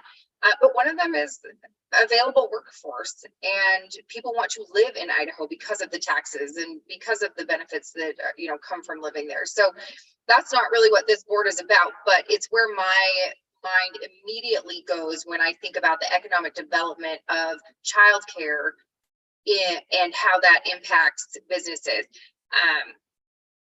So there really any sort of private childcare options, there are not in Eastern Oregon, at least very few. I shouldn't say none, but there are very, very few. Most of the childcare or early learning opportunities that we have in Eastern Oregon are affiliated with, whether it's Head Start or Preschool Promise, very much engaged with state funding, which is great, but it also kind of leaves out a lot of people that aren't eligible for those programs or don't fit in those needs, or maybe it's only available for half a day, which doesn't always work for everyone's work schedule. So it leaves a lot of gaps. And over in Idaho, there are a lot of early child care or early learning and childcare facilities, but not everybody can drive to Idaho and then drop their kids off and get to work. And so there's just all these barriers. But to get back to the actual question, what can businesses do? So I used to work for a company, and we recognized, and I would say I was the driving force behind this because I needed childcare.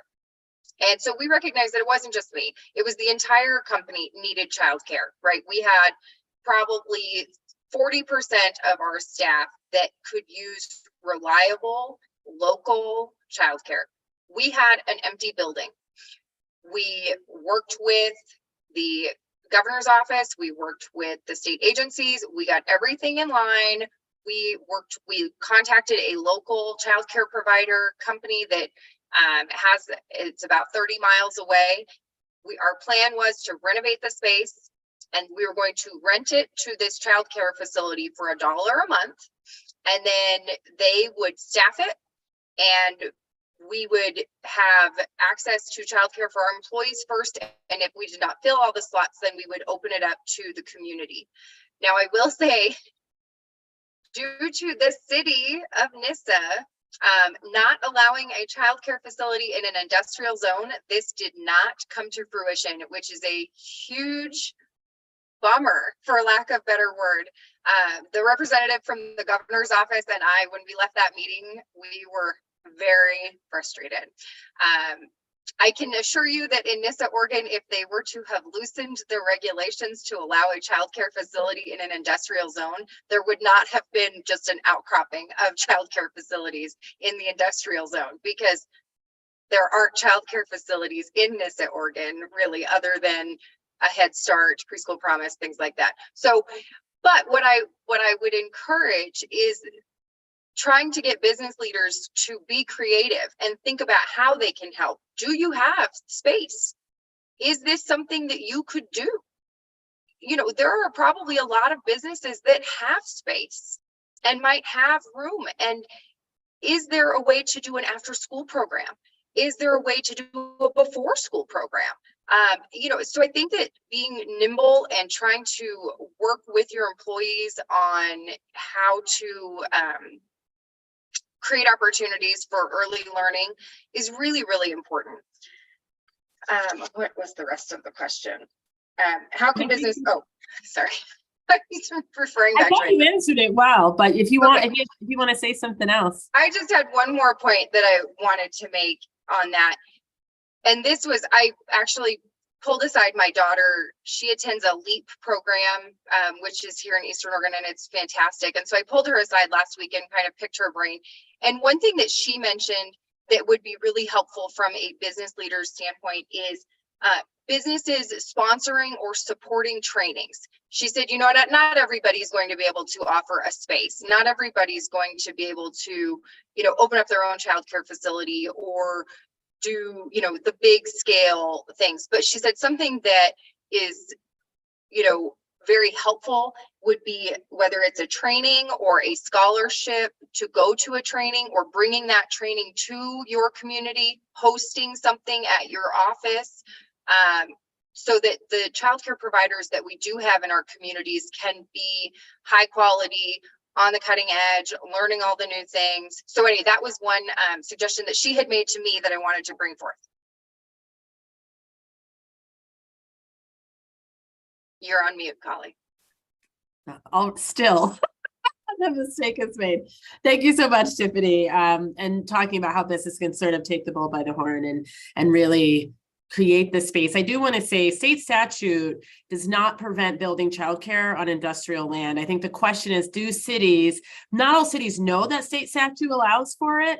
I don't know if cities can trump the state statute, but this has been asked of my organization before for someone in a different region. And so I know the law says that you can build on industrial land. So that's an interesting thing we could talk about separately. But yeah, we can talk about it offline, but the city would not budge. And they had their attorney in the room and they said, we're not changing the city code.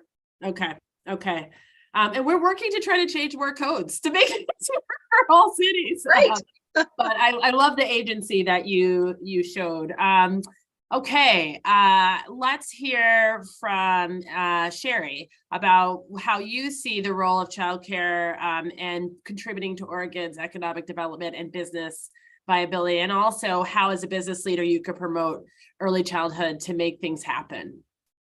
Yeah, I mean, I would love to see Oregon be a leader here around universal childcare in our state. And so when I talk about universal childcare, I'm not saying it's a one size fits all formula. I'm saying an economy of scale that mirrors some of the programs that are out there that makes us attractive to people who want to move here and who want to live here. So I look at New Mexico, which has the Child Care Assistance Program, which is in pilot, that is providing childcare for families up to 400% of federal poverty level. And they are doing that through a combination of funding, or you look at TRICARE in Michigan, which has a higher copay for parents, higher than the recommended by Child Care Aware, but still is a comprehensive program for the state, employer, and family. So there are states moving on this, is what I'm saying. And I think that those who figure this out and win this are going to be just as attractive as the old days when people were, you know, when you're thinking, okay, the incentives to get a company to move here is what kind of tax credits can we give them? Well, what if we look at the incentive to get companies to move here is that we have a functioning childcare system that allows them to up their true wage. So if you move here because we have this great supported system, your wage is actually higher, you know, as opposed to lower. I think, you know, there is an opportunity to win the future if we can figure this out together as a coherent system that allows for itself to express in different regions the way it needs to. So I say that because, you know, I was thinking about Boardman Foods, which is one of the groups that was highlighted in the paper I wrote, looking at the state. This is a Eastern Oregon company that was like, hey, we got to deal with childcare. This is messing up our ability to get people to come to work. They created a childcare program. People in the community heard about it. They went and expanded it to the rest of the community. They worked with the Port of Morrow. They got the location. They were able to work with the state and get some waivers. things like insurance for them, covering them for doing this. See, if we had a comprehensive system, we could address Tiffany's concerns and Moro's concerns and other concerns, because the system doesn't have to look the same everywhere, but it should be funded, organized, and coherent with perhaps a single payer or a payer with a copay that utilizes economies of scale. So I think that it's going to be imperative for our future survival, to me, economically, and that we come up with some solution that is enticing for, let's look at the workers who are unbound by location, right? So we can get those workers who are remote workers. And also, I think would make us competitive with other states that have way lower taxes and way less things that are really, really a lot of companies are looking to relocate there. But there's a hidden cost in those states, and that is childcare, and that is unaffordable childcare, that's lack of childcare. So we could compete better as a state if we manage this issue. So to me, that's what I see. Oh, I love it. So many creative, thoughtful ideas. Katie, what is it that you would contribute to both promoting childcare and early childhood and sharing, what you see as the role in economic viability and economic development? Yeah, thank you. I mean, I think this all very much intertwines together. I love the concept of universal healthcare, especially. I'm a proponent of trying to find ways to incentivize businesses to stay here in Oregon that isn't just, kind of the antiquated system of tax credits. And, I think that what we have to do is be willing to kind of toss out some of the beliefs that there's only one way to accomplish this, and that's through, grants or some type of funding. And I think that removing the barriers regarding placement, I operate in a world where homeowners associations, I think, get a really bad rap for being this barrier to allowing childcare facilities to be in place. And what we've participated in as a business is to really not stand in the way of that. I think that childcare facilities, when you are trying to look at placement, get a bad reputation as being somehow a nuisance or being something that needs to be managed. And we just haven't found in our industry that to be a great problem. Oregon's led on trying to remove the barriers and allowing the sites to be located in, homeowners associations, industrial areas, those types of things. But I'm not sure that's filtering down to the local municipalities as much as,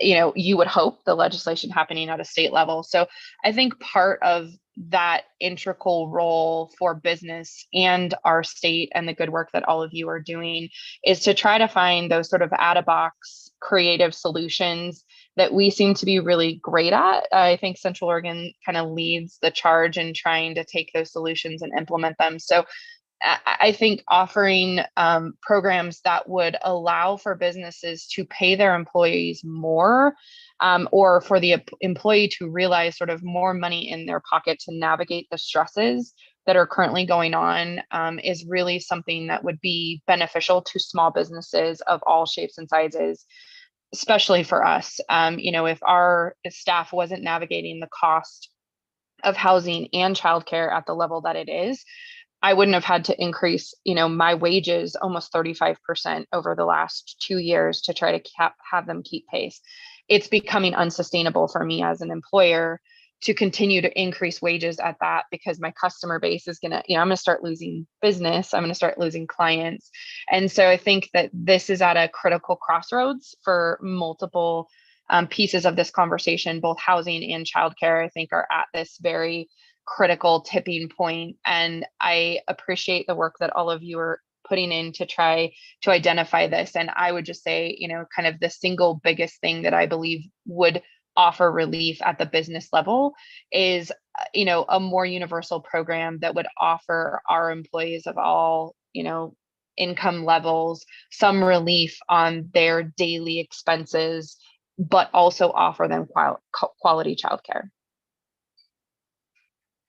That's great. And I'd be remiss if I didn't share, there is something up at the legislature to start a facilities fund of $100 million that would allow for access to capital to build childcare facilities across the state.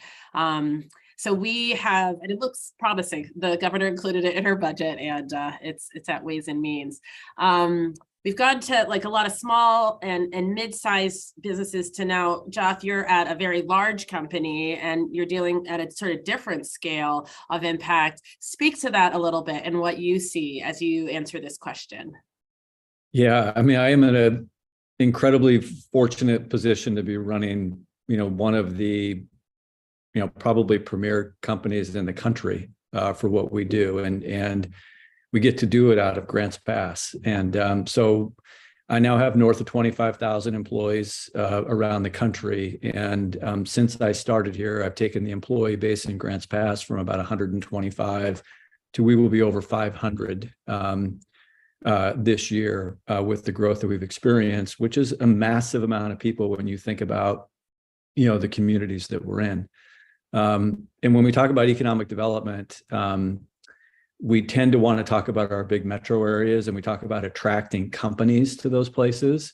Well, I'm in the business of economic development and I'm in the business of attracting employees to the place. And of the 500 or so people that we will have this year, I've only been able to get about 110 of them to actually move to the area. So we talk about companies moving. My bigger challenge is actually getting employees to move in to community. And in many cases, the people that move here are empty nesters that are looking for a different place to live and a different lifestyle to have, and they're ready for that next chapter of life. But for the most part, the ability to get a younger, talented family to move into town, or somebody who wants to build a family base has been more challenging. And COVID taught us that remote work is a thing. And I am not a big proponent of remote work at all. In fact, I think it's actually pretty detrimental to culture and development and people. But my inability to get younger families to move into community has been very challenging. And so not only does it put Dutch Bros in a spot where I'm not able to attract and retain people in that spot, it puts the community in a tough spot, because I have an opportunity really to change the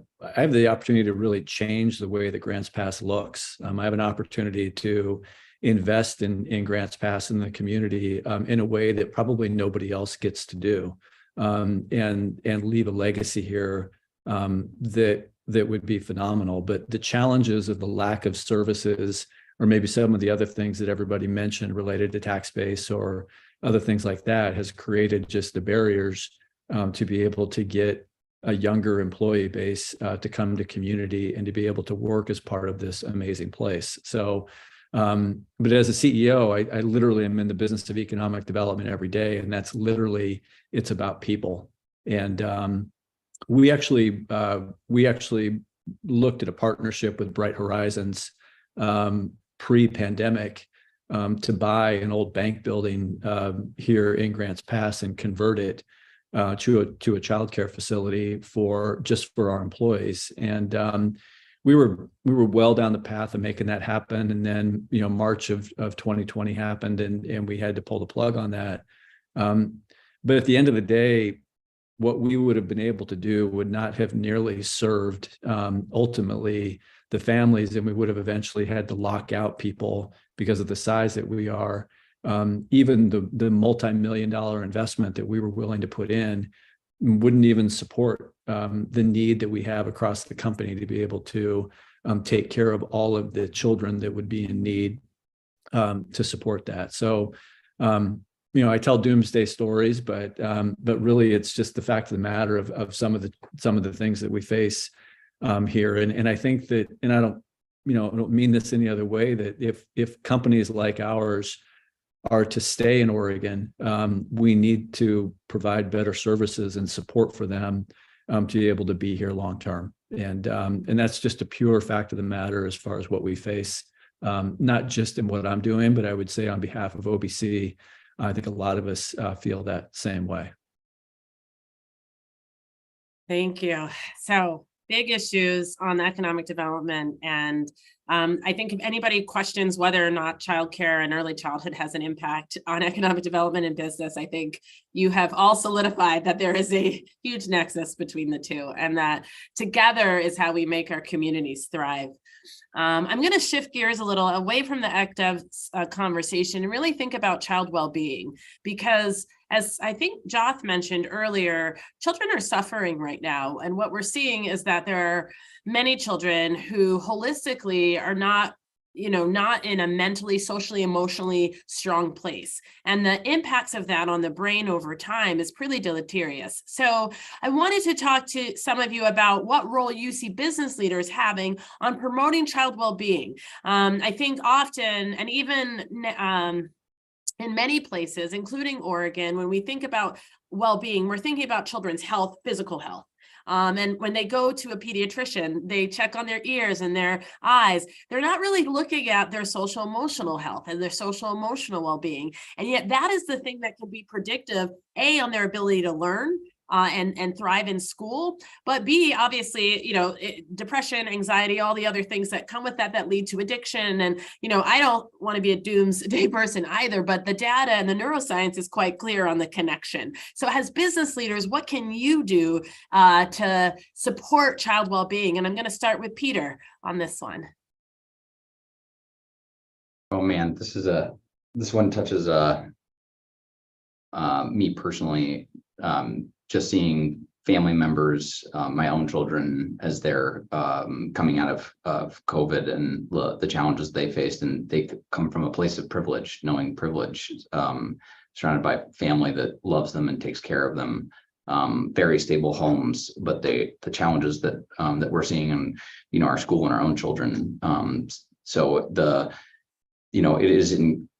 it's inherent on all of us to take care of our greater community. I do think that this does come back to and I hate to go back to the economic development piece, but it is tied to both. Like for us to stabilize the children, we have to stabilize the family, and that does include we need your voices at the state caring about business when we talk about these things at the same time, because those children thriving is because their families are thriving, right? And so it's a two-way street. In the packet that was shared this morning, I encourage you to look at it. The PBA did an analysis, and the cost of living, childcare is way up there, but taxes and housing are overwhelmingly too expensive for our competitive set. If you look at us against Nashville, Austin, we're second only to Seattle, but we do not provide the same basic type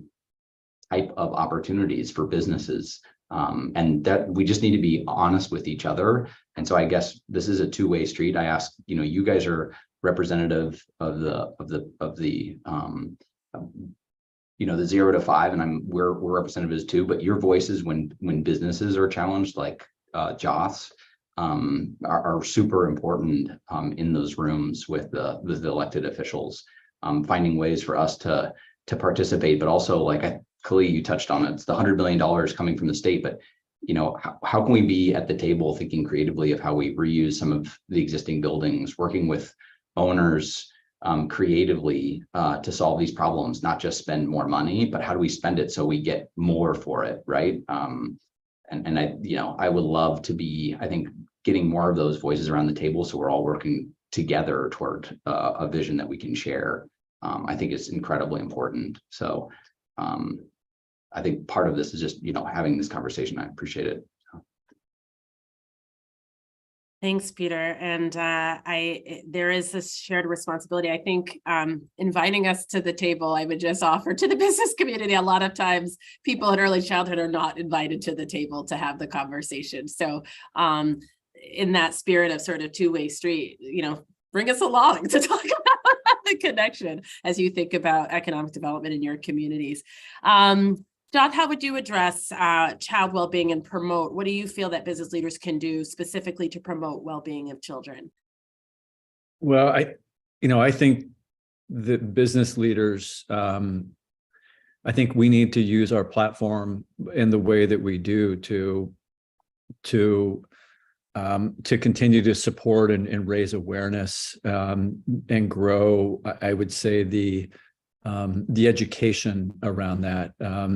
As Kali knows, and I brought it up earlier, I am becoming more and more aware of the mental health aspects of adults actually start when they're very young children, and the inability to get the support that they need, the correct support that they need, if you don't get to it, really, and sometimes it can happen as early as at birth, as the wiring begins.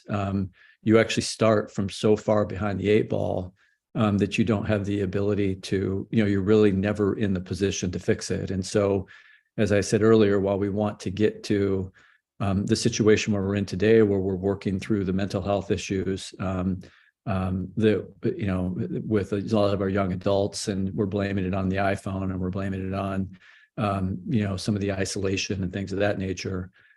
We have the opportunity here to actually take care of it at the beginning and build a strong network of these young people to be able to come into school and to be able to be prepared and to be mentally prepared and do all that. And I think as leaders, the more awareness we can create around that, and we understand that the system itself, we want to solve one thing without actually going to the root of the problem. And because we get to a point to where we're looking for that immediate gratification of the thing that we worked on and the ability to take care of it. Well, sometimes those things need investments, and all of us need to invest way upstream, so we can take care of the downstream issues. And I think we have an opportunity here with the work that we're doing across everything that we do in our state and our community to build a better future for everybody. And we can start that, with every time we have a conversation like this, we are solving, hopefully, for just one more child to be better prepared for where they're going. And so, I think as leaders across every community, I think that every CEO who has families that work for them, and we all do, we have to understand that part of our responsibility is to help make those families successful so they can be great long-term contributors to our community and to our economy. Well said. And there's a theme here about, to support children, we need to support families because that's their first teachers. And so it's all interconnected. Georgia, how do you see business promoting well-being? Thank you so much. Joff, I couldn't agree more. The question of how we frame public conversation is so interesting to me. And I think the business community maybe has an outsized voice, in my opinion, in how we frame these conversations. And so I'm a little story about what Modernist has recently done. I had my first employee who was having a child, and I was very excited about that. And I was also totally panicked because I was like, oh gosh, HR, what am I going to do? Called Workplace Change, which is the HR firm we use here in town, and built a policy. And it was super interesting as a HR firm that is focused on diverse voices. The policy was like very focused on parents. And I was looking at this policy and I thought, but I'm as likely to need 3 months off for a mental health issue or grief or just a life transit or just a need to be a human. And one of the things we crafted was a transitions policy that includes the birthing parent, includes the non-birthing parent, includes foster parents, includes mental health resources. And, I don't have a whole lot of money to throw at that, but I could do a little bit. And I was very grateful for the Paid Leave Oregon program that is about to kick off, because I was looking at that and I thought, oh gosh, I can actually fund this thing other than my disability policy that is only going to support a birthing parent. So I think thinking about what the family needs and making sure that families can show up in transition is such an essential part of the work that business can do, and the narrative that we can frame for how we're all interconnected a family in Portland is connected to a family on the Eastern Oregon border. I don't know how, but it doesn't really matter how. I just know we're connected and we need to take care of each other. And so I think that's an essential part of our platform use. And I think also including that narrative that it's going to be messy, that we like don't know the answers, and that messiness is an essential part of figuring it out together. This feels important. I think we give a lot of space for business to be messy and not always efficient and to be innovative and discover. We don't do that for government, and it's so funny to me. So I want us to, I want business to utilize all the kinds of wealth we have available to us, and as a firm focused on helping people really navigate transitions with their values at the center, we can talk about money, which is what oftentimes we talk about. We talk about time. How are we giving our energy and time into community to solve these questions? How do we give our skills? How do we build relationship? And how do we support well-being? In our mind, those are the 5 areas of wealth we need to be supporting. And then how do we do that from a generous, interconnected place? So I don't really have any solutions, but I'm here for y'all. Whatever you need, I'm happy to support. Love the interconnectedness. Some of you have heard me often talk about the idea of Ubuntu, this idea that I am who I am because of who we all are, and the fact that it's a South African term, but it talks about our interconnectedness as human beings. And I do think that's true. And whether we know it or not, there's a ripple effect for everything we do. So I love that emphasis on connection. And in that vein, Oregon is a big state. And a lot of government and a lot of leaders are living in the I-5 corridor, and they're living in, honestly, very specifically, the Portland metropolitan region. But the reality is the needs of Portland Metro are not the needs of all of Oregon. And in fact, every rural community has different needs, every region of our state. Eastern Oregon is a large geography that covers a lot of different counties. And so when we think about policy and knowing that, agency leaders and others don't live in these areas, I really want to hear, I'm going to start with Tiffany, of solutions that you feel you would tailor that are specific to the geography that you're in. Thank you, Colleen.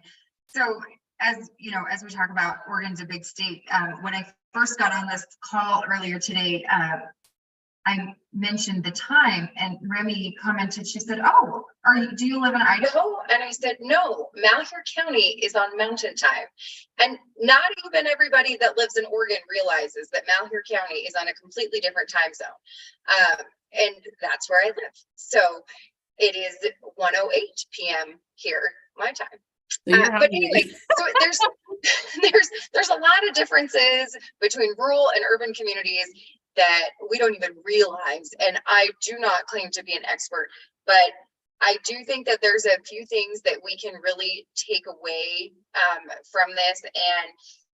And from what I've heard locally here, there seems to be a little bit of a discussion about who can provide early child care services.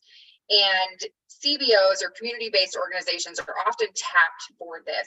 But in rural areas, we may have a community-based organization that is based in like one of the larger cities in our area, but they don't have necessarily hubs in all of our communities. And so I would really encourage the group to consider looping in school districts, especially like the ESDs, to be able to provide these types of services, because that's really who is in these communities.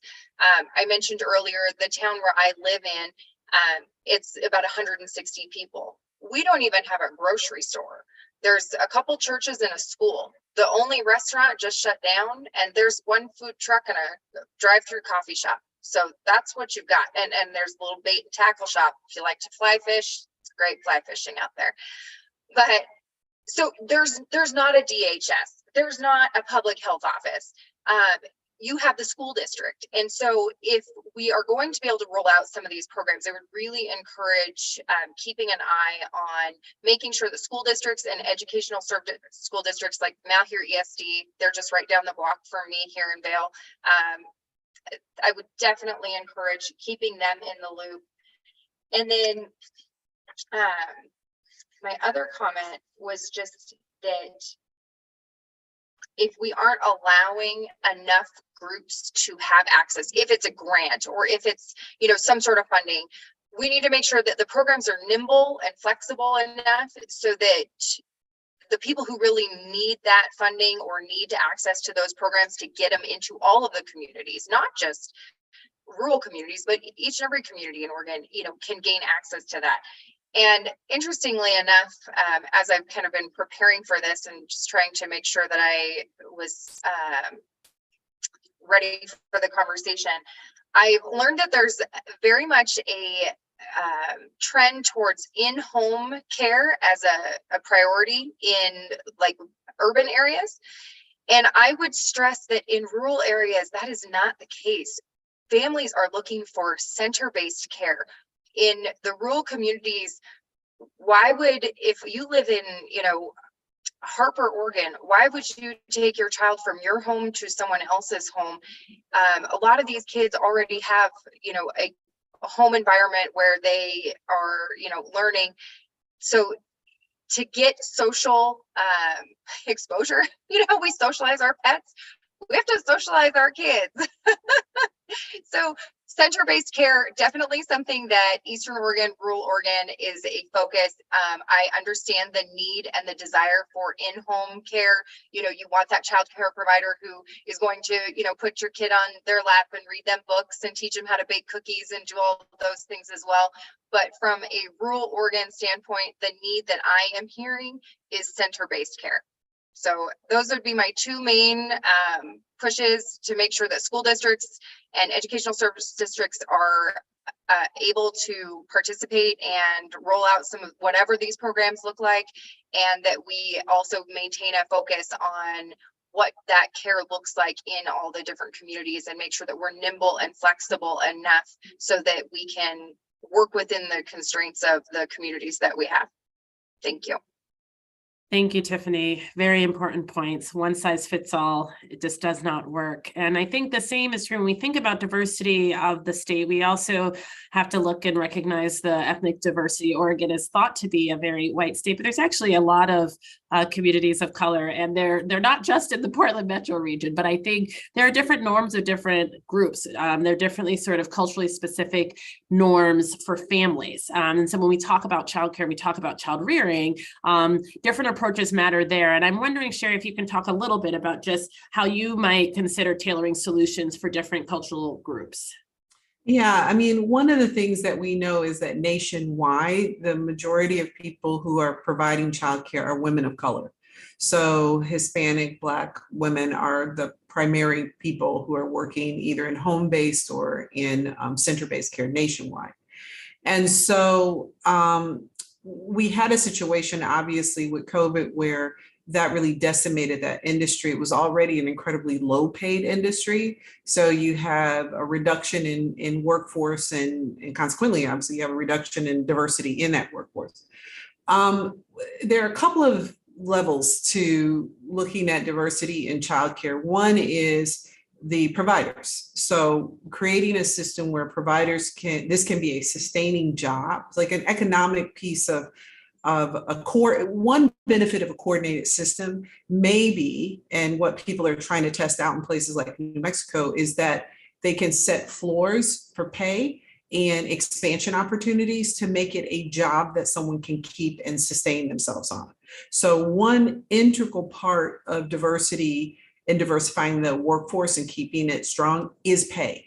We cannot continue to underpay those who provide childcare for children because we're not going to have enough people. And then you don't want a system where only people who can afford to work there can work there, because frequently those people are not people of color, if that's the scenario, but more likely than not, you just have less people. So one key element around a strong diversified workforce is pay. Another is certification and training. So when you look at the childcare system and how a provider gets to be certified, whether they're home-based or whether it's a facility, they have to have certain levels of education and training. And so making sure that those training materials exist in multiple languages is important. Making sure that you have instructors who represent the backgrounds of diverse backgrounds who are teaching is very important. So that's like that certification part. Then the other part is the actual work itself. Developing and promoting best practices around what I'm going to call cultural competency for no matter who's providing services. So whether the childcare provider is white, Black, or Hispanic, that provider should understand the varieties of cultural expressions that the children are showing up with and understand how to facilitate learning without shaming. Oh, what kind of food are you eating?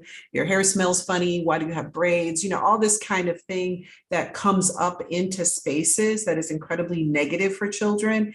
And having a coherent system might allow us to do that. It might look like some sort of cultural specific certifications that people have to go through, continual education trainings that they have to go through. Then there is the element of having enough culturally specific providers that parents can make the choice to send their kids to a culturally specific provider, because right now they don't necessarily have a robust menu of choices. So that goes back to pay, that goes back to providing support. It's true that in many metro areas, there are more home-based providers. And again, those do tend to be more people of color.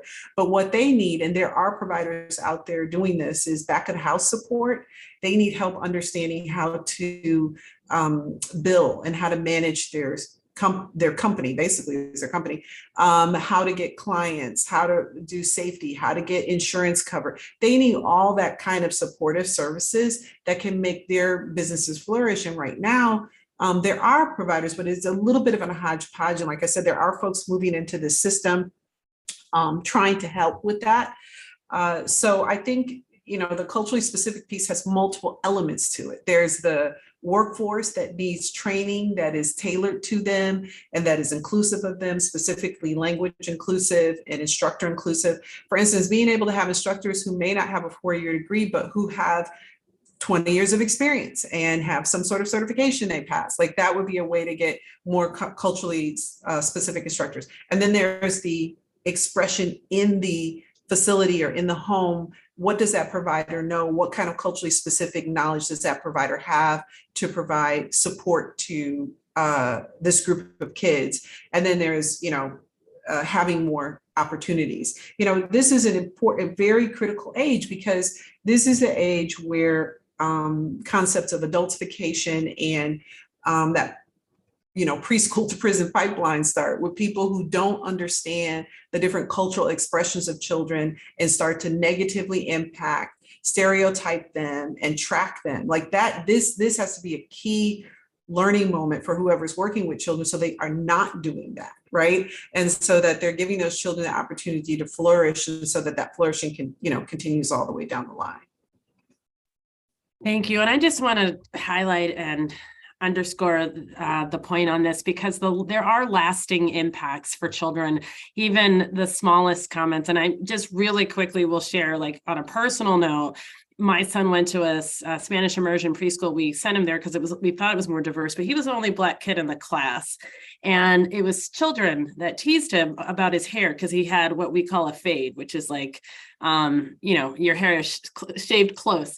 But they sort of called him baldy and made fun of him. And the educators in that environment didn't understand that it was hurtful. My child is 11 years old, and to this day, he will not have his hair cut to a fade.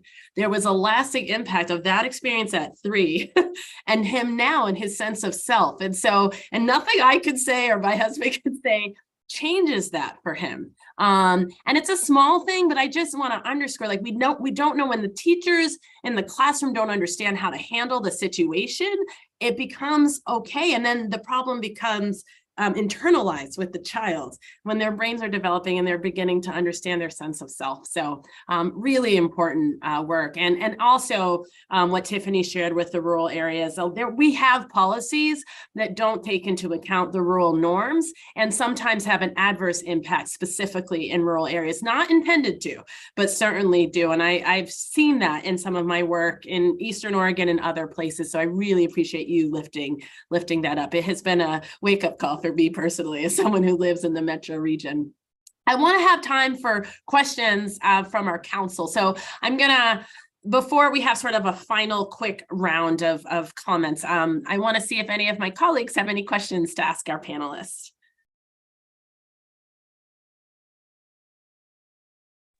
It's been a very comprehensive discussion, Kali. I appreciate the questions you've asked, and each one of the panelists has given very comprehensive responses to it. So I'm left without, for a rare thing for me, I'm left without a question. It's rare. Peter's a former legislator. That's a rare thing. Talking. Anybody else? Thank you all. Wow, you really gave a lot of thought to your comments and your presentation, and we really appreciate that, and we'll have a lot to incorporate and think about as we revise our strategic plan, which is trying to reach many of the goals that you all have mentioned today. So it's a 5-year plan, and your comments will certainly inform it. I guess the comment I would make is that each of you is on different boards and very involved in your communities as well as in statewide boards. So if you see places where we, the council and the experts we deal with, could play a role in some of your board meetings, or Joth, I'm thinking about the summit that will come next December. Again, I'd love to see this panel at the summit. So those kinds of exposures, you all talked about the need to communicate and message the importance of this work. So I hope you'll look to us as a council, and we have 6 state agencies that are partners with us, including housing, which we've talked about a lot today, and Alyssa Chatterjee, our early learning director. So we want to partner with you in your fields, just as you're saying you want to partner with us in our work. And I just wanted to put that out there, that anytime you see an opening where someone from early childhood might be able to play a role and provide support, we are available. I'm speaking for all of us, I guess. Thank you, Chair Miller. Dr. Miller, the other Miller. This was really great, and it was so wonderful to see how engaged the business community is. I guess my question is not necessarily directed to any of you, but I'm looking for input. I live in a relatively small community, and we are desperately trying to get the business community involved in some children's issues. And I particularly appreciated your comments about the role the business community can play with educating the public about the importance of children's issues. And just if anybody has any thoughts about how we can engage in, and again, we have a relatively small community, how we can engage the business community more in children's issues. How do you want to take that on? And Peg is in McMinnville, just to give you a geographic sense. Where was it? In McMinnville. In McMinnville. My suggestion would be to find a leader within the community, ideally tying to the chamber, that can, because a bigger group that will, I think that'll drive it. But finding a champion within that organization and encouraging them to share, and then finding a way where you can work together. So it's them just not being a champion, but you being a champion for them. So it's, what is it? How can we work together on something? So I'll sit at your table and I sit at yours, right? I think that can go a long way, because their challenges are probably very unique, and I'm sure they need your help in some way, and vice versa. So finding a win-win, I'm sure there's incredible opportunities there, depending on the group. But that would be my encouragement. That's great. Thanks a lot. Katie Brooks. just want to thank you all for coming. So I am the CEO of the Bend Chamber of Commerce, and I serve on the Early Learning Council. And it's really important to bring the business voice. I started down this path 5+ years ago with the childcare desert in Bend as an economic issue and an employer-based issue. And everybody, and Peter, to your point, it's having a champion that's willing to go out and talk to employers, because I had no problem at all getting folks on board trying to help solve this issue. And we've done many, many things in Central Oregon to move it forward. And my buddy down there, Katie Anderson, has been one of them that stood by this effort. So I just wanted to say thank you for all of you showing up. I think I've testified in a few hearings with one or two of you in the past, and it's good work, and there is an economic standpoint, and I'm so glad you were here today. So I just wanted to say thanks. Okay, well, Kelly, I just have a quick question for each panelist. Is any one of you involved in the Early Learning Hub in your region? Ooh, that's a good question. No. A universal no on that. I know about the Early Learning Hub from my research on the paper that I wrote, but that's about it. That's good. Joff is going to get an invitation from our hub very soon. Jackson Josephine, wait for it. Thank you, Peter. I'm awaiting that. So as we close today, I would love, maybe we can start with Sherry, and just to share how you see yourself partnering. Coming out of this conversation, we've talked about a lot of things, and I would love for you just to call out how you personally see yourself partnering with the council moving into the future, and the work that we're trying to do here to promote a strong early learning system. Well, in a few words, only because we don't have a lot of time. Yep. I'm going to try to get the Early Learning Council on the Workforce Talent Development Board agenda, so that, because this is one of the areas that we're looking at. I would love for the Early Learning Council to remember us, and we would love to be a part of what you're doing, because we believe it is thoroughly workforce related. I would love for folks to take a look at the TriShare in Michigan and the New Mexico state systems that are trying to attack this childcare issue, and really take that to heart about what looks best for us. It doesn't have to be one of those. Have contributed my research to you all to use in any way you want, and am happy to help in any way I can. Thank you, Sherry. Peter. I echo what Sherry said, but would love to find ways to include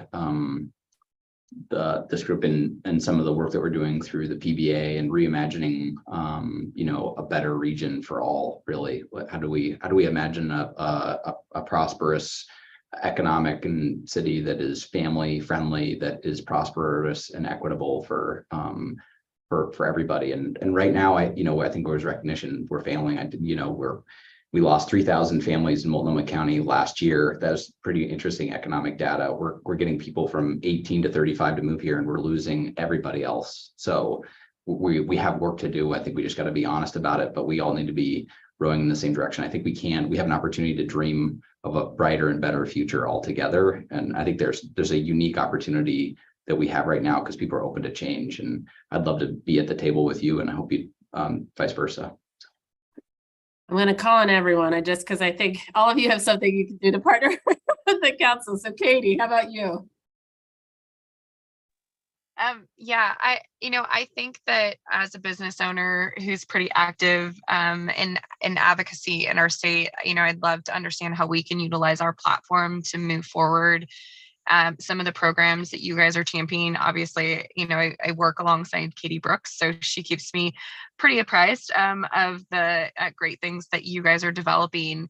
But I think the thing that I would say from both a parent, an employer, and somebody who's really kind of in the trenches trying to solve some of these problems is it's great to have the investment in facilities or the building of structures and the assembling of businesses. But to Sherry's point, if we're not helping to support these businesses long-term in running as viable organizations, and also looking at how do we pay these providers the true cost of what they are contributing, but also lower the impact to our families that are struggling. That's a lot of really big problems to solve. But building, putting a building up and making it available to a facility does not solve our childcare problem. And we have to look at this from a legislative level, that we have to solve what it costs to get these children into this facility, and that it can't be solely on the backs of businesses and community-based organizations to solve this. I really loved what Sherry has to say. We need to look at a universal program that really does globally help to solve this. And I know that's not a one size fits all, but however I can help as a business leader to provide my platform and my connections to further that conversation for all of you, I'm happy to do. Thank you, Katie. Joth, how would you answer? Three quick ones. One is I accept the challenge I was successful in getting early childhood built into the summit last year, and I accept the challenge of a panel for next year. So I'll get to work on that. Two is that I am, as a Dutch Bros leader, Peter, I accept the challenge of the Early Learning Hub. So you tell me what you need me to do. And number three is that I asked the panel to, one of the things I want to make sure that we all do, and this is my Racial Justice Council hat, is that we are preparing our childhood systems for the community that's coming into Oregon. As we all know that the community under the age of 8 years old looks very different than community over the age of 18 years. And so I think the comments related to how we structure, how we support, and how we fund needs to prepare for the community of our future, not for the community that we have today. Thank you, John. Tiffany. Thank you. So how am I going to engage in the future? I'm hoping that we can connect through the Eastern Oregon Port Economic Development Board, and we can potentially maybe get you guys on our agenda one of these days. I'm going to walk down the street when we're done here, and I'm going to find out how I can get involved with the Early Learning Hub. And of course, I'm happy to be Kelly Poe. She's like, she is. Oh, yeah. I talked with her last week. I can't believe she hasn't asked me already. But I would just stress some of my key takeaways here that I've picked up from our conversations. I think the most important thing that I'm going to take away with this is to stabilize the child. I think Peter said this, to stabilize the child, we need to stabilize the family. And I think that we're at a point right now where Oregon really needs to do that if we want to be a driving force. And that also relates back to economic development, because if we don't have the families here to, run the businesses, own the businesses, work in the businesses, we're not going to have anybody here. So thank you again for allowing me to be a part. Thank you, Tiffany. And finally, Georgia Lee. Yeah, thank you so much for including me. I'm working on one of the things I'm working on, thanks to Kali, is a opinion piece for the Portland Business Journal on this topic. And Sherry, I'm super excited to reference your white paper. Thank you so much for that data. So I think what I can do is utilize my platform and speak about this in public. I think there is an interesting disconnect between high net worth people and their understanding of the problem at hand, and how deeply systemic it is. And I have clients who make easily $30,000 or $40,000 a month after tax, and they still struggle to fit in childcare into their budgets. And that's wild, but that's true. And so helping folks understand that this is a problem everybody is dealing with, and that's, again, to Sherry's point, comprehensive, broad solutions will help everyone and will help those people, especially the underrepresented founders and business owners, be able to show up at their jobs, and their employees show up at their jobs, and their neighbors show up at their jobs. I think that's what I hope to do, is to be a voice for the change we need so deeply. Thank you all so much for your time today. All of you are such busy people. We are so grateful for your time. I know if we were all together, you would hear us clapping for you. But that concludes our panel for today. And I hope you all have a wonderful rest of your afternoon. And we will follow up on your commitments. All right, thanks for having me. Thank you. Bye. Holly, thank you so for much. facilitating. Thanks, everybody. Goodbye. Enjoy the sun. Yeah, yeah, it's out there. Somewhere. So, wow, Kali, thank you for putting together an incredible panel. Wow, and facilitating it beautifully. That was so exciting. I'm going to listen to that recording again. Wow, so many ideas. We will have to talk about follow-up, but first of all, we're going to need a break, a brain break. Okay, we're coming back at 1. Yeah, it's already 36. Okay, we'll be back at 1, leading off with rules, and then we'll see if we have any time after that to kind of jump back a little bit to Raise Up Oregon and where we are with that, because things are moving along quickly in that. So take a break and we'll see you all at 1 o'clock. Thanks, you guys. Thank you, Kali.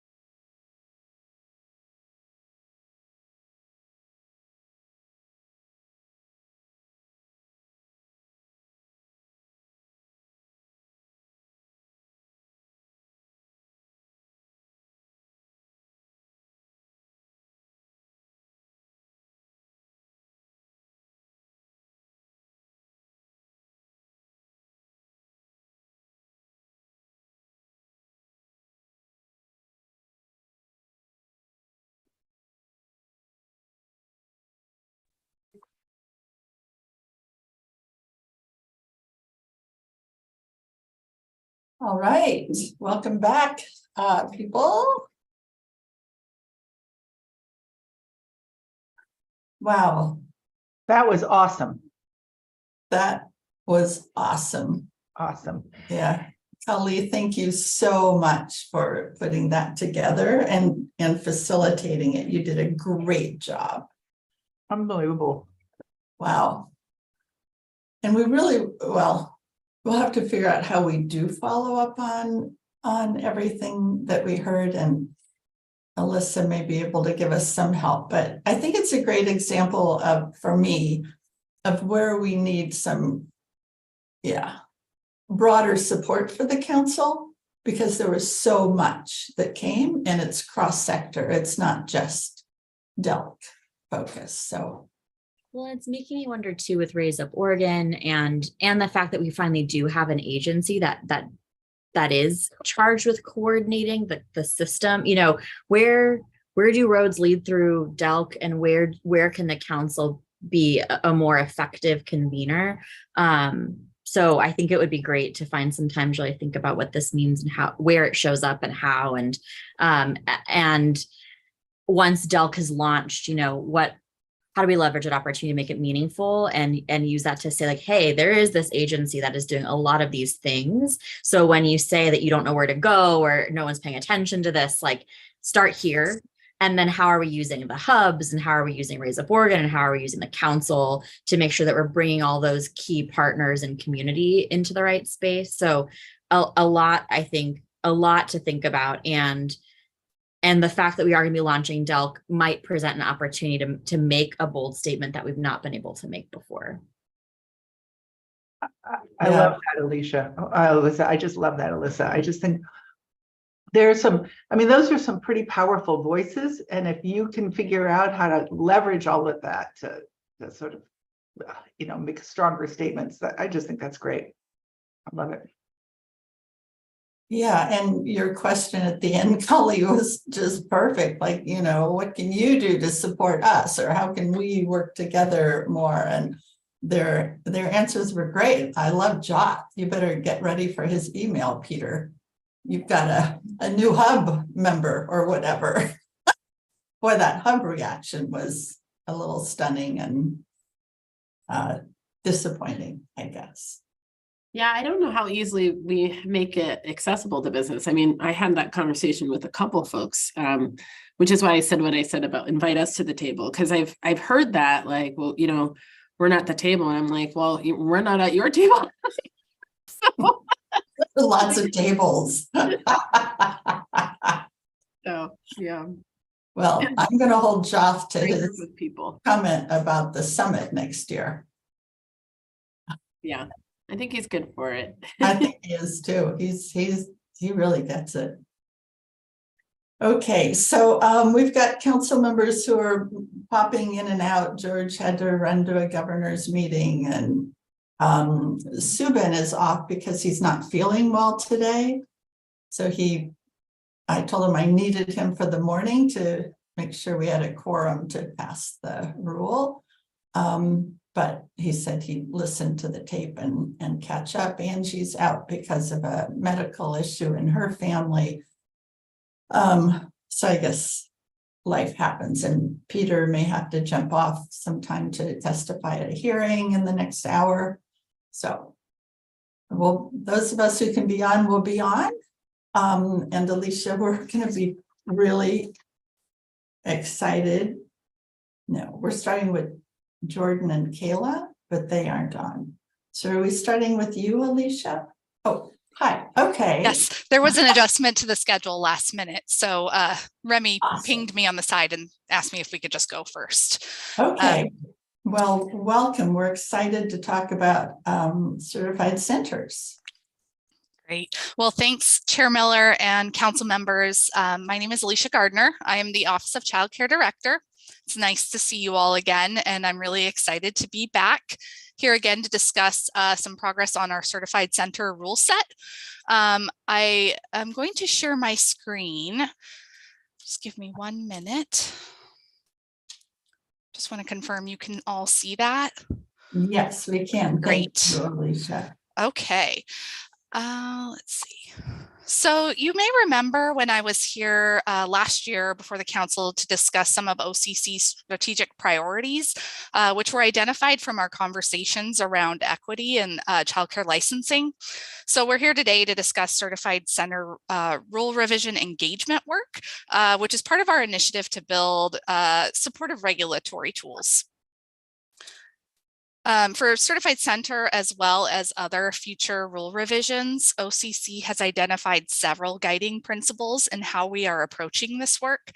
The guiding principles are rooted in equity and listening in the field, and where we're striving to create plain language and rules wherever possible, examining and removing barriers in our rules aligned with feedback from the field.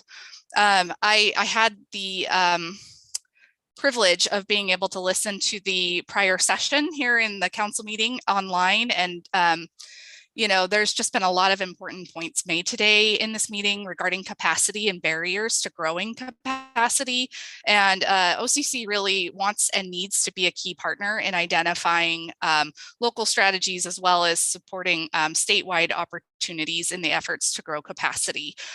So in light of that, we are striving to remove barriers that relate to innovative models or ideas in attempting to solve capacity issues, particularly in our rural areas. And so you'll hear a little bit about that at the end of this presentation on one of the concepts that we've been working on in regards to creating a pathway for the micro center model, which you'll hear about a little bit later. So quick review of the timeline for the rule revision project. OCC's been in formal engagement related to Certified Center rule revision since September of last year, but it should be noted that this project and this revision has taken multiple years, with years of different feedback received. And so in addition, and working alongside with childcare providers every day, we hear, see, and understand how the rules impact them in their daily work. And so we've been able to collect a lot of that feedback informally over the years as we've been working on this project, just through a lot of one-on-one conversations with childcare providers, from our licensing specialists, our managers, and our directors who have been engaged in learning about the barriers and what we need to do in this revision. So OCC will bring the full rule set to ELC in June of this year for vote, and if passed, intend to have an effective date of January 2024 in order to give time for us to prepare programs as well as staff and account for the creation of new technical assistance materials. Later this year, likely around late summer, we will begin ramping up conversations for family childcare and bring those rules for vote next June 2024.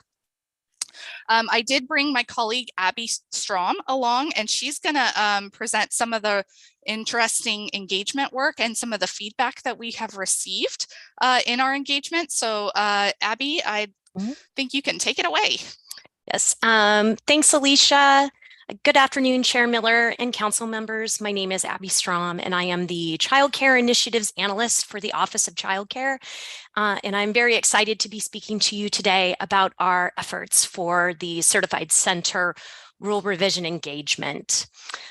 We began this specific engagement in September with small informal conversations with Certified Center representatives to identify common barriers and potential solutions.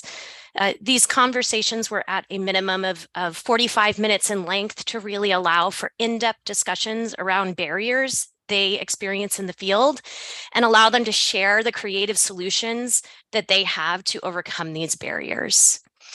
In the conclusion of those conversations, 3 areas of focus really emerged, and those were staffing or the lack of staffing, staff to child ratios and group size, and infant care were noted as being the most challenging for those in the field.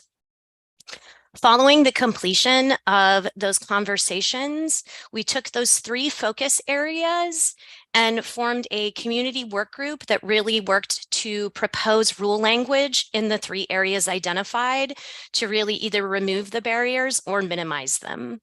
These meetings were held in January and February of this year. Just a little bit about the participants as a whole, both in our conversations as well as our community work group. There were 24 individuals from across the state, and there were multiple communities that were represented, including Baker City, Veneta, Grants Pass, Tillamook, Newburgh, Ontario, Madras, Medford, and several facilities along the I-5 corridor from the Portland metro area, Washington County, and down into Salem and Eugene.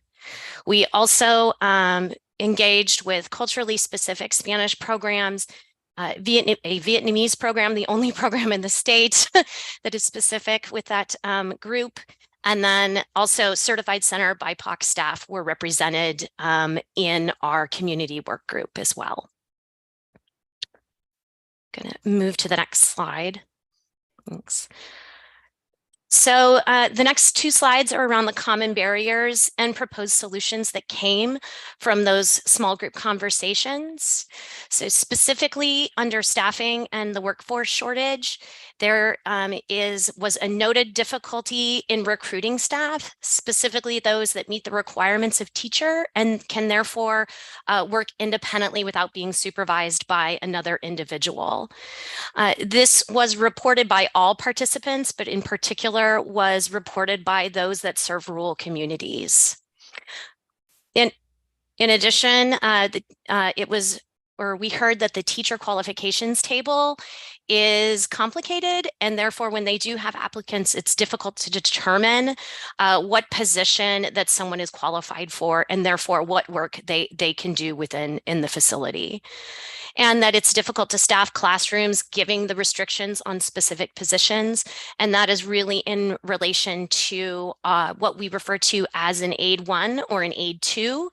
And the restrictions on those positions are really around what work they can and cannot do independently. Some of the ramifications that were brought up because of the staffing shortages are programs reporting that they have the physical space to serve more children, but they cannot open classrooms due to not having enough staff, and that they have long wait lists for families, and that with the staff that they do have, they're working long hours, they burn out quickly, and they move on to other jobs. In addition, some facilities reported that they are shortening the hours they offer to families due to not having enough staff to operate the full day.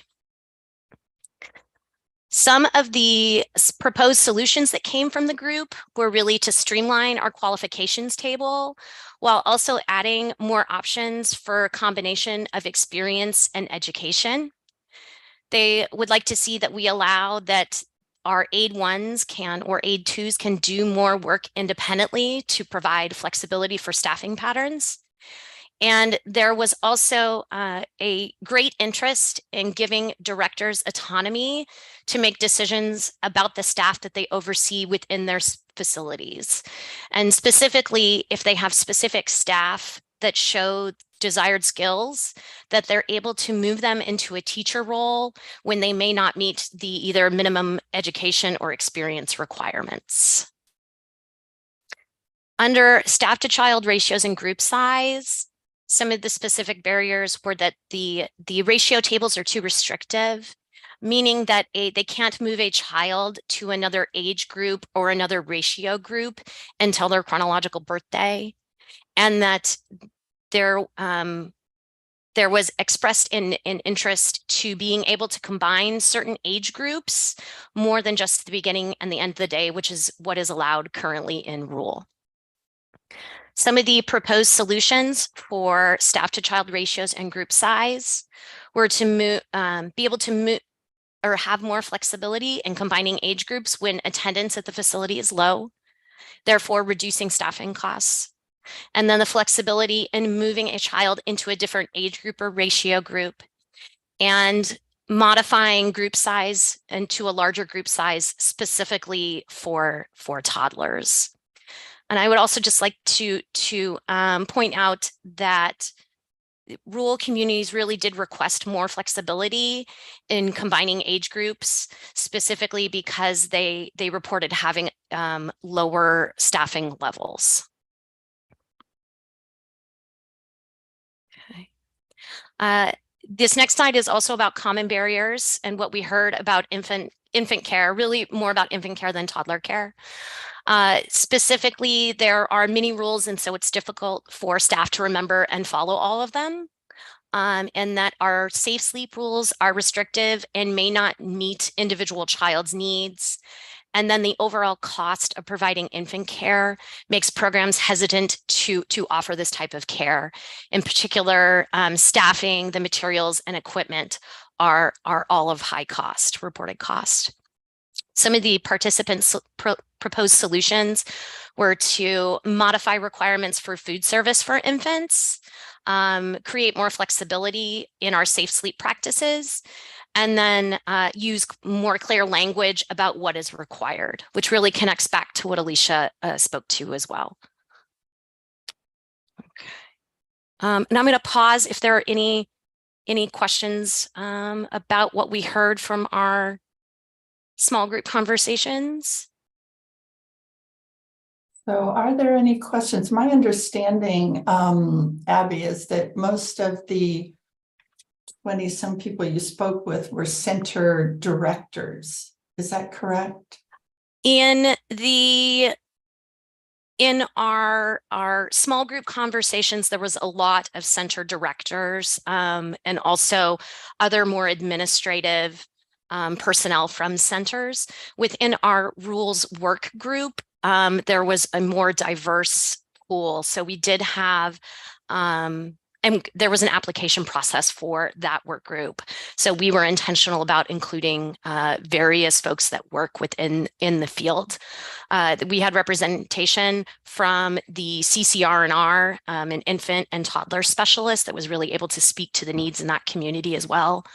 And then I would have to look up who else was involved, but predominantly, yes, it was center staff. Okay. Yeah. Okay, any other, Colleen. I'm just curious about just the cultural representation. Was there representation from Black providers or Indigenous providers? I think the term BIPOC is used, but that's not very clear to me whether or not there was a Black person or an Indigenous person in the room.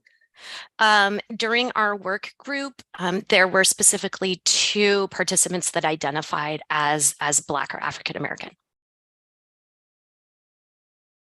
So no one from Indigenous communities? No one that identified as being from an Indigenous community. Okay.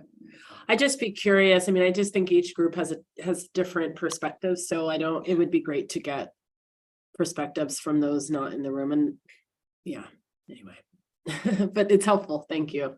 You're welcome. Okay, so why don't you continue, Abby? Thank you very much. You're welcome. I just wanted to quickly touch on some other concepts that emerged from our conversations, and specifically within rule. There was a general request for more clarity in rule language. There was a request for modified requirements for programs in public schools, and then allowing for electronic storage of facility records. And the reason I picked these 3 were that we are making these changes in response to that feedback. So I wanted to highlight those. Also, there were other things that came up, concepts that emerged from our discussions that were outside of rule. And there really was a desire for additional training and resources to support compliance with rules. And specifically, this showed up in our conversations with rural or those that work in rural communities about streamlining of resources, and also a desire for director training on OCC rules as there's less support in those areas. And then also just a clarity or streamlining of those available resources and where they can be located. There was a lot of comments about our website and being difficult to navigate. Okay, we're going to transition then into what emerged from the community rule revision work group. So this work group we worked collaboratively to develop proposed rule language based on the areas that were identified in our earlier conversations. So in terms of staffing qualifications and duties, we created a teacher pathway to allow for an aide to a staff person to function as a teacher with additional training and mentorship. We're kind of calling this the teacher training program. This allows for and is responsive to the request that directors have more autonomy about who works within their facility and being able to promote them from within. We also developed language that will differentiate between staff that are minors and under 18 and therefore not on our central background registry, and those that are over 18, and allowing for more independent work to be done by either an aide 1 or an aide 2, an aide 1 that is over 18. An aide 2 already has to be 18. And then we have wrote language to allow for an aide 2 to substitute for the primary teacher for a specified amount of time. So if the primary teacher from a classroom is unavailable due to illness or leaves abruptly, the aide 2 could substitute for that primary teacher. So again, allowing for more flexibility in a facility staffing patterns to allow for more flexibility in their staffing patterns. And then we've also modified and clarified our teacher qualifications table and added new options to meet the experience and education requirements. And one thing I will specifically speak to today is that we did add experience as a registered family provider or a certified family provider as qualifying teaching experience, which may open their candidate pools for hiring teachers that are those that are teacher qualified. Under staff to child ratios and group size, we work to create a mixed age group / group size model that can be utilized when 16 or fewer, sorry about that, 16 or fewer children are on site. And then we also included rules regarding general health and safety of children within that mixed age group, which was at the request of this work group. When we did, or during this session where we specifically talked about ratios and group size, we did present various different ratio tables, as well as national research on ratios, staff to child ratios, and research on best practice for staff to child ratios. Overall, the work group had concerns about increasing the group size of children, and that the work group really emphasized that staffing was their primary concern versus the existing ratio tables. So we did add this mixed age group option that could therefore be utilized at any time when there are less than 16 children in the facilities, as a response to that request that there be more flexibility in combining age groups. Okay. So infant care, the work group approached this a little bit differently. In that the feedback we got was that there are a lot of requirements related to infant care. But infants, we recognize that infants are the most vulnerable group of children in childcare and do require a higher level of care. We did not see many opportunities to reduce the number of rules, but we really did see an opportunity to clarify and simplify rule language so that caregivers can spend more time with children and focus on providing safe and nurturing environments and less time trying to interpret what the rule requires. So we did present proposed rule language regarding infant care. And in the center column, there's specific feedback about those proposed rules. We were proposing that there was a 15-minute check on sleeping infants. And the feedback we received is that this would be time consuming and it would also be difficult to maintain compliance with. We also did propose that there were diaper checks every hour, and the work group identified that this would have a financial impact on parents who provide diapers, as well as, or because they would be changed more frequently. Even though the rule language says check, there was a lot of feedback that they would probably be changed constantly, and it would also be very time consuming for staff. And then we received feedback because we did propose a rule that media or screen time would not be allowed at all for children under the age of 2. And we received, or the proposed or the challenge that was identified with that is that occasionally staff may use a screen to supplement in activities, such as if you're talking about a butterfly, you may want to show a video of a butterfly, or they may use music and dance to encourage indoor gross motor activities for toddlers.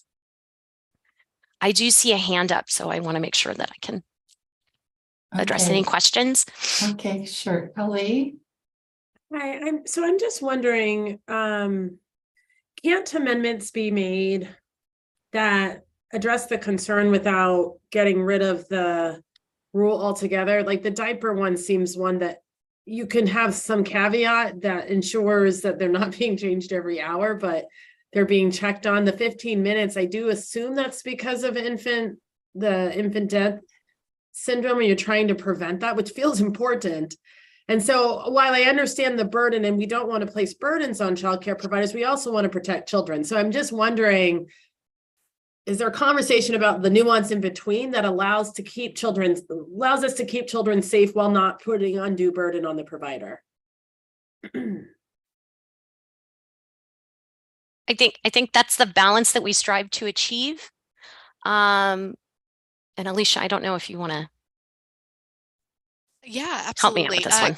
Great question, Kali. And we felt similarly, right? This one is a very challenging space to say we're going to adjust or lower, any requirements, because we just know how vulnerable infants really are and how important their care really is. And a lot of their care is kind of this custodial care, right? Like we really want the relationship and the back and forth of adult-child interactions, but infants need diaper changes. Infants need to be watched while they're sleeping. Infants need to be fed in a sanitary way. So as you can see here on the right-hand side, we did kind of try to come to a middle ground on those. So as you can see, we've got a diaper changing timeline that we adjusted to checking every 2 hours instead of hour, so that we are still assuring that there is some sort of check plus as needed. So we're not going to throw out that, like, if somebody has a wet diaper, you don't need to change them, but we still want that additional check to ensure that it's at the forefront of caregivers' minds to be thinking about,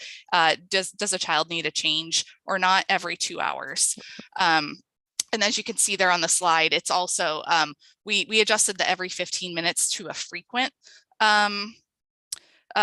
just being able to check on infants frequently, as well as requiring a policy on how they're monitoring sleeping infants. And then Peg, I see your hand up, and then Abby, I'll give it back to you as well. You're on mute, Peg.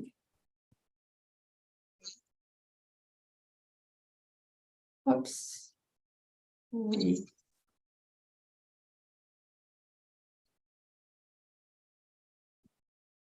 Now you're on mute. Okay, all right. There you go. My comment would be that we need to perhaps, rather than lower the standards, I think educating families and providers about the importance of, and I think that comes up with the safe sleep thing and with the use of screen time. I think there's really good data on both of those, that we can elevate that through education, because everybody wants to do the right thing by the kids that they're caring for and the kids in their home, but that is parents. But if we can, rather than lower kind of our expectations, we can raise it to what we know is scientifically the safest way. That's great feedback, Peg. And I will note just on the left-hand side, these rules are not current rules. Actually, we don't have requirements currently on checking infants frequently or changing diapers, other than we need to make sure that you're tracking and, you know, taking care of children's needs. But this gets really specific on the time frame, and we don't have rules on screen time currently. So these would all be actually new requirements, our proposed, our proposed requirements. Yep. Yeah. So the left-hand side is what we were proposing to the work group in our original draft, and the feedback we received on pulling it back slightly for the foundational minimum requirement that we don't have currently. Okay. Thank you for that clarification. Yes. I did think we were. Yeah, thanks. I appreciate that, Alicia. Thank you. And also thank you for your comments as well. Okay. I am, if we can move to the next slide. Okay. As Alicia mentioned earlier in the presentation, we're again looking at creative ways to increase capacity and support programs. And so specifically, we have created a pathway for what we are referring to as a multi-site program, or what may be commonly referred to as a micro center. So we have defined kind of what a multi-site program is, which is a kind of a collection of single classroom sites that have a maximum capacity of 20 at each site. And then the duties of the director are met jointly between on-site personnel and what we're referring to as a multi-site coordinator. That means that they would not have to have a director at each site. And then they are able to operate using that mixed age group model that we discussed earlier, or the traditional ratio table. And in addition, this really aligns with what our school age model has, or our school age rules have right now, with a program coordinator and program leaders. And this also supports existing programs that have a similar model, such as several Head Start classrooms or Preschool Promise classrooms that have individual one classroom locations within a larger building. So it really centralizes their administrative duties, and they provide support to smaller individual sites. And so within that structure, there would be a multi-site coordinator who would meet the qualifications of the director, and then would also provide monthly on-site visits to individual sites to support the staff that are working there. One other thing that we wanted to really draw attention to is we will be proposing language around the use of cradle boards and other traditional Indigenous sleep practices into rule. This was in response from our equity team as well as our tribal partners, and that OCC developed this rule language in partnership with tribal representatives, but it also does include guidance from the American Academy of Pediatrics to their use, which is specific to not overbundle or overheat the infant while using the equipment. Okay. The next steps for our rule revision project are we're going to continue to incorporate feedback we received from the community work group. There for the month of April, Office of Child Care staff will also be allowed, or will have access to a draft of the rules and provide feedback. And then we will also be meeting with the OHSU Safe Sleep Coalition to answer some more questions and get some feedback specifically around our safe sleep rules. The hope is that all of that feedback will be incorporated into the draft that we will share with the RAC. And currently the Rulemaking Advisory Committee is open. The application window is open and will be open until mid-April. And we plan to have a minimum of 4 meetings with, as well as an opening information session. And they will also have multiple avenues to provide feedback, not just within those sessions, but also we have developed a feedback tool for topics that might not be covered in the RAC. We did put a link to the RAC application, and would appreciate if you have organizations or partners within your professional groups that you would like to share that with. And specifically also if you partner with or work with family organizations or have connections with families, we'd really like to see and engage with parents who may have children in childcare. So that is definitely a group of individuals that we would like to see more involved with our rulemaking process. And Abby, a quick question. Is there compensation for family members who participate in a RAC? There is for each, there's a $50 reimbursement or stipend per meeting, per participant. Okay, that's what I thought. Thank you. You're so welcome. council members, it really would help to, and I think I've already heard at the Institute's Early Childhood Coalition meeting, I think this RAC has been announced, but we might want to make sure that they announce it again at their Monday meeting to get members. Wow. Okay. So any other questions of Abby or Alicia now? Obviously, we're going to see them again as we get ready to adopt rules. Anne. Yes. Hi, Alicia and Abby. I'm with the Ford Family Foundation. I know you just met with some of our staff the other day, and I just want to thank you so much for all of the listening that you're doing that is really going to make a huge difference for rural Oregon. I mean, just some of the things that you just lifted up having to do with the aid twos, you know, that is something that we've been hearing a lot about, and the fact that you're hearing that and listening to it and planning to respond to it is fabulous. Another example is having one director covering multiple sites. That's critical for rural areas. And I can't thank you enough for how much you really are listening to the needs of rural and trying to figure out how to make changes to go along with that. So thank you so much for all that you're doing. Absolutely. Thank you, Anne. Yeah. And, you know, looking forward to continued discussions. Like I said in the beginning, we're here to partner. We're here to remove barriers to operations. We want to be a part of the conversation when it relates to building to capacity. And we're happy to partner wherever we're needed. And so I really appreciate that, Anne. I'm glad to hear that from your perspective, we're on the right track. Thank you.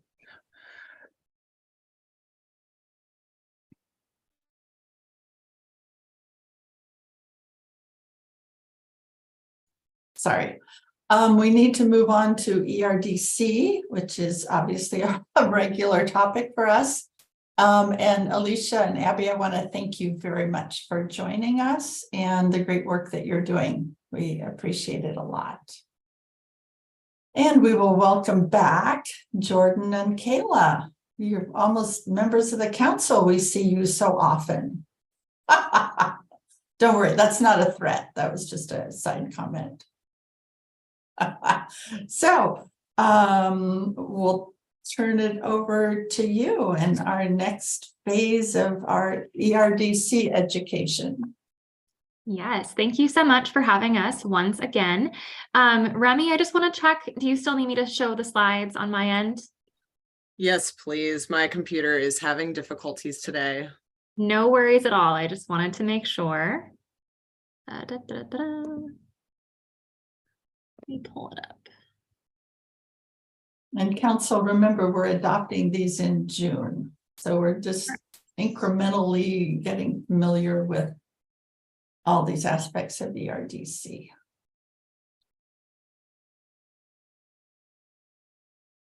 Okay.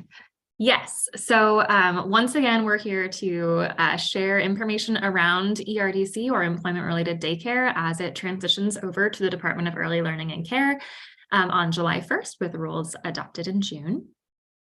Today, we'll be discussing general and financial eligibility.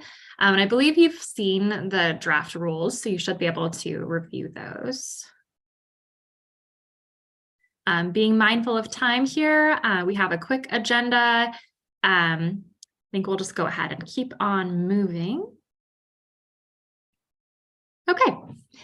So here is our current timeline. I know we've talked about this every time we've presented, but as you can see, we're about halfway through now, which is quite exciting.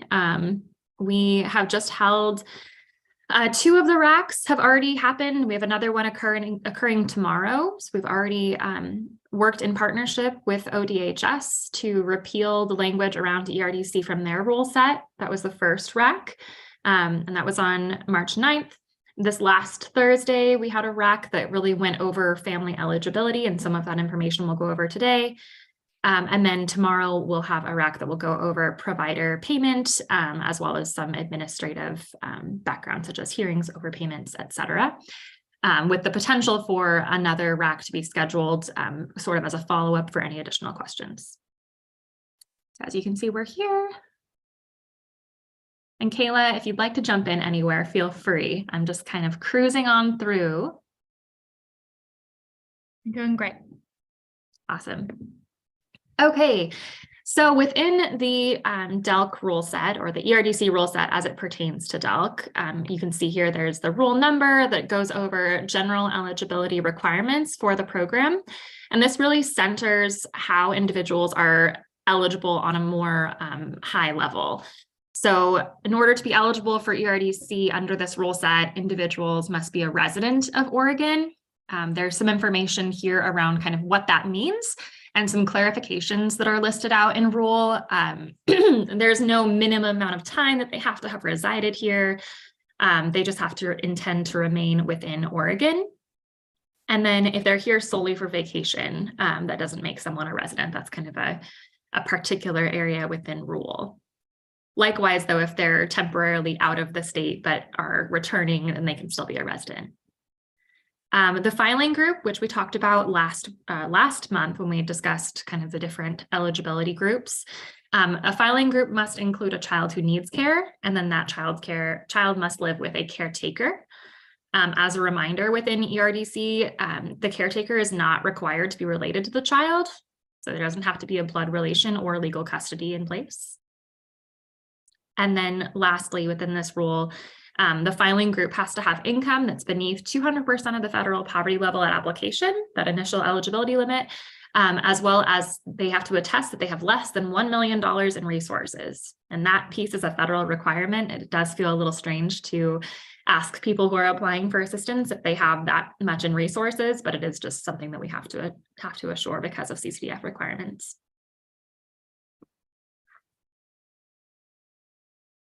Okay, any questions on this slide? Or Kayla, do you have anything to add? No, let's just keep moving unless somebody raises a hand, Jordan. Perfect, Thanks. Sounds great. Some additional general eligibility requirements are that children needing care have to meet immigration and legal status, as well as age requirements.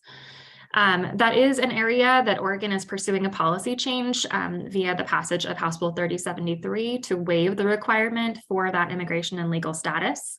But at this time, within the one system, that is how cases are approved. There's also a full list of eligible statuses, so it doesn't have to be official citizenship. There's various different legal statuses that can qualify. And again, that only applies to the child needing care, not the caretaker. And then also a social security number is not required to be provided by any member of the filing group.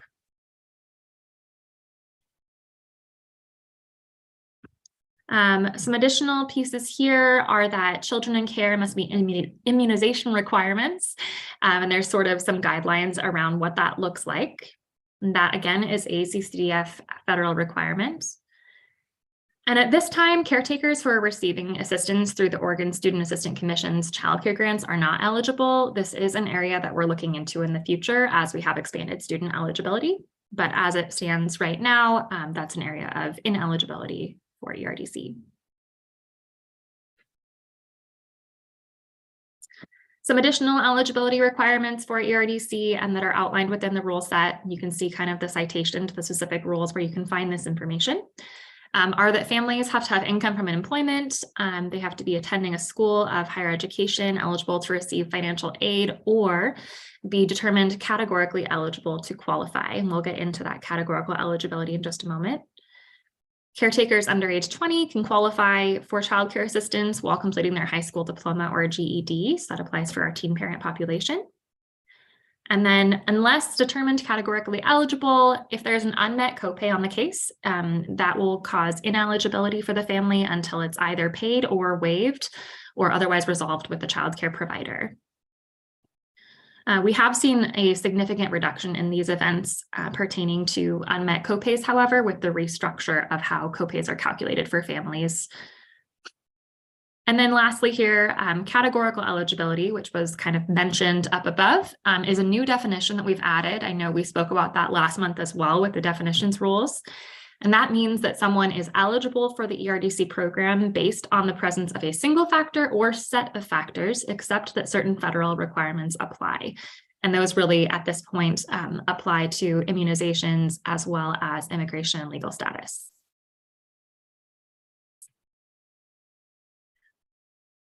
So Jordan, let's just pause here quickly. If we go back a slide. So the CAT-L rule and the definition, like Jordan said, is net new.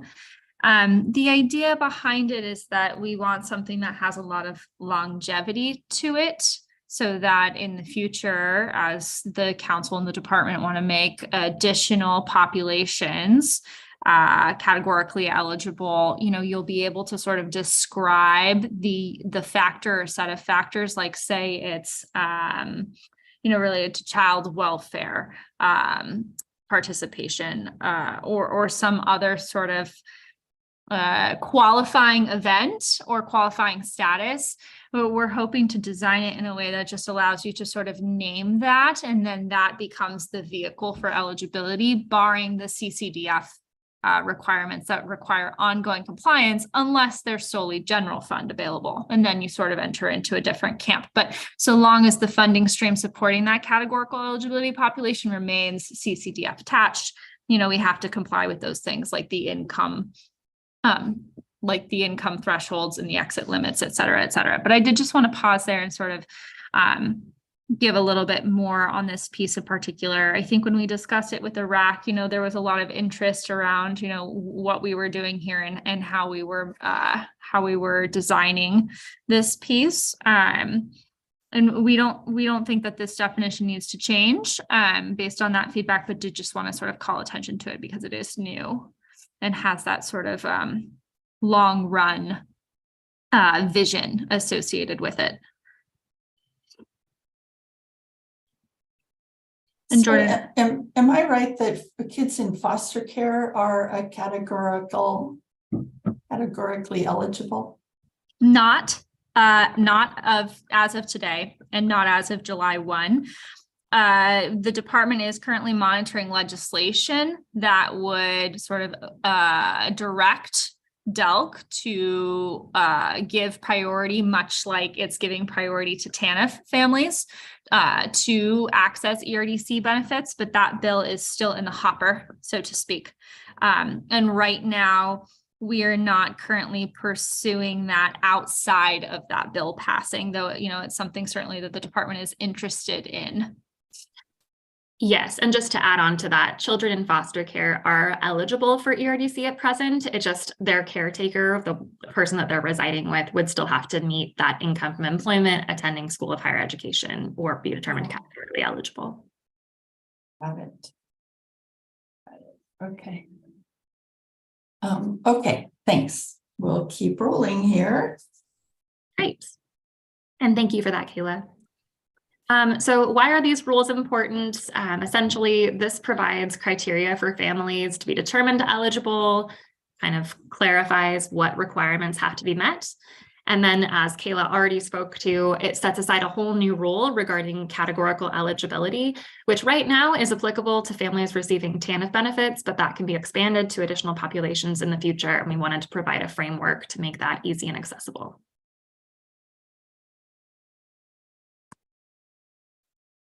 Moving on, there are also financial eligibility requirements.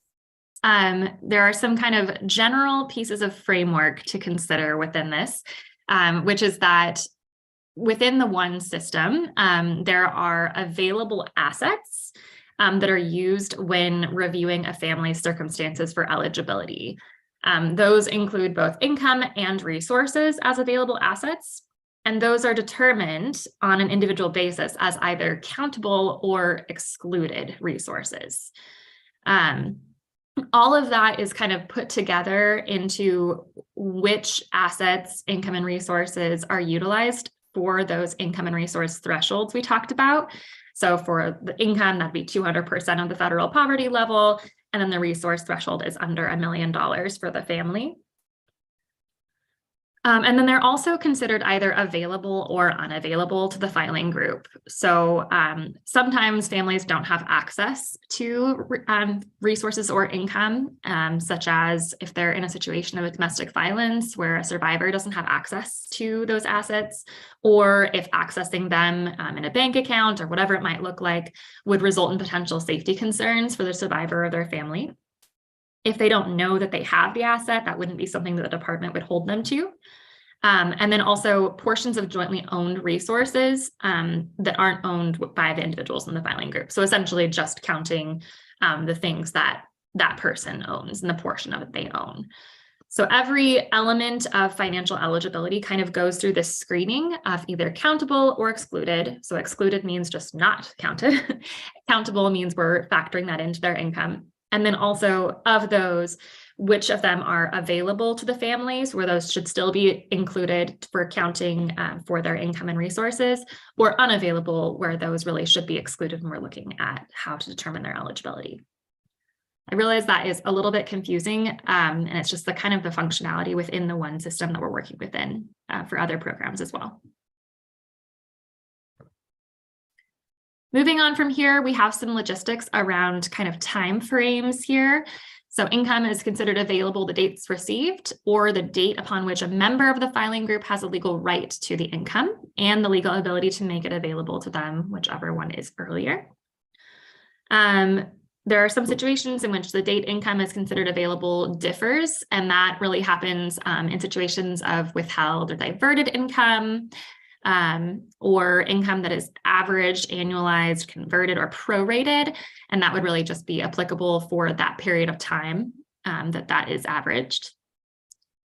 And then down below here, available, countable, and stable continuous income. So something that's being provided to the household on a continuous, stable level has certain multiplication factors to translate that to a monthly amount, because the one system looks at gross monthly income.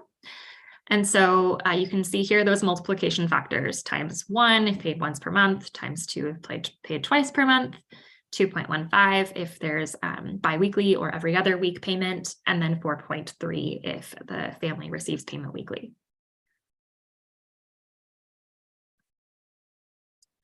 These are some more details around financial eligibility, kind of different types of income. So there's periodic income, which I already mentioned is averaged over a time period in which that income covers.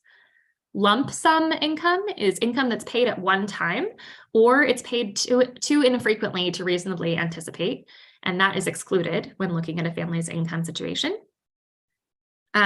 Income received from a state or federally illegal activity is considered countable income. That is specified here within the rule, and I know we had some feedback at the RAC about why it was in there. That is because for ERDC, it differs from some other programs where we can still look at employment from illegal activities. So even though, for example, working in the marijuana industry would be considered a federally illegal activity, we would still count that income and employment activity for ERDC to support childcare for that child. Additionally, some other programs require a good faith effort from participants to pursue available assets to them, such as unemployment compensation, and that does not apply to ERDC applicants, and that's been specified out here. The income that is available and countable, as we discussed already, is used when determining a family's copay amount. So those are based on income and family size. And I think we've spoken about copays a fair amount previously. And then there's just some more rules if you're interested in looking into kind of the specifics. We have really some some very detailed lists of the different types of income people can receive outside of this list.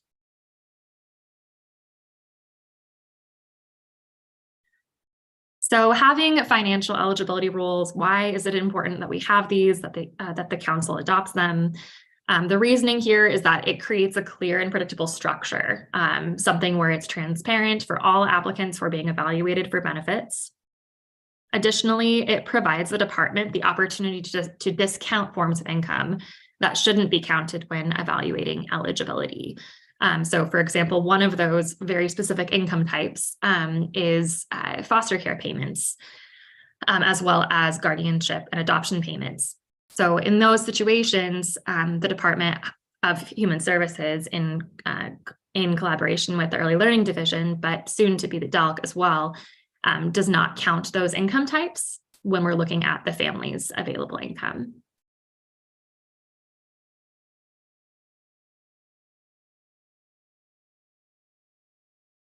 And this has been the end of our presentation. I'm wondering if there are any questions, or Kayla, if you'd like to add anything else that I've missed.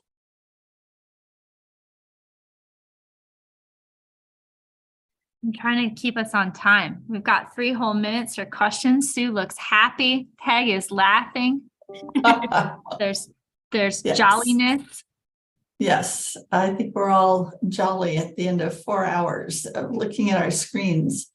Thank you, Jordan, for the presentation and all of the work that's going into this, Jordan and Kayla. I know you are spending hours and hours and hours getting us ready to move this very important subsidy program over to DELC. And we know us having the council adopt rules is a critical part. So we definitely have a big role to play in this. Next month, we will be hearing about what part of ERDC. I believe we're going to be talking about the provider pieces. So things related to provider requirements. And this is actually really like mostly talking about like friends. Sorry. Am I wrong, Jordan? No, I'm No, you're right. Okay. Provider Yeah. rates. So we'll be talking Okay. about the provider pieces. You know, and what we're really talking about is sort of like regulated subsidies families. It's like a core component, and they also regulated subsidies providers make up a sort of core piece of providers for ERDC families generally. And we'll be going over the rates, which are not changing anytime in the near term. So just but we'll still review and sort of look at the structure. So it'll be those provider centered pieces. Okay, sounds good. A Okay. preview of things to come. Okay, Yes. Thank you, Jordan and Kayla, very, very much. Okay, council, thank you for those who were able to stick with us until this point. A few quick things. I want to once again thank Kali for pulling together that amazing panel. Really, there's so much to think about from what we've heard. And Harriet, you're still on. I want to thank you for doing the prep work with the council or with the panel members.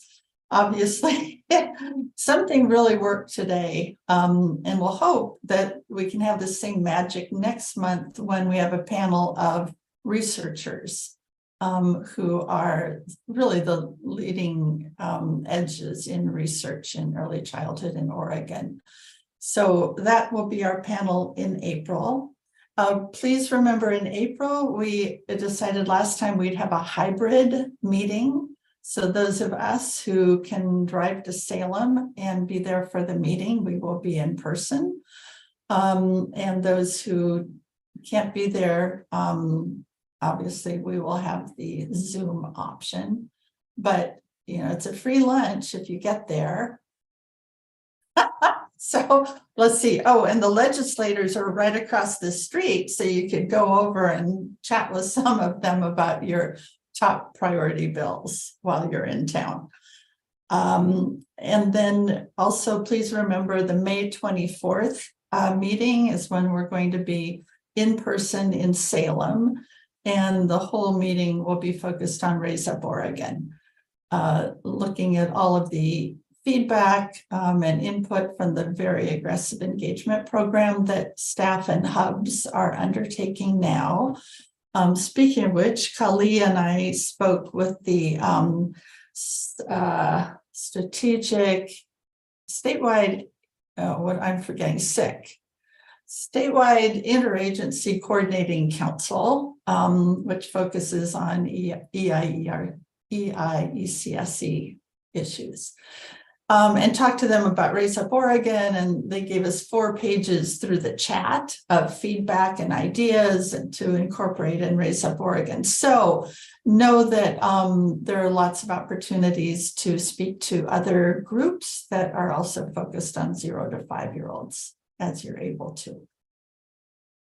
Okay, anything else from anyone, or shall we go look out the windows? Okay. Thanks, you all. I appreciate you lots. Have a great rest of your afternoon. Thank you, Sue, for your leadership. You're welcome. Bye.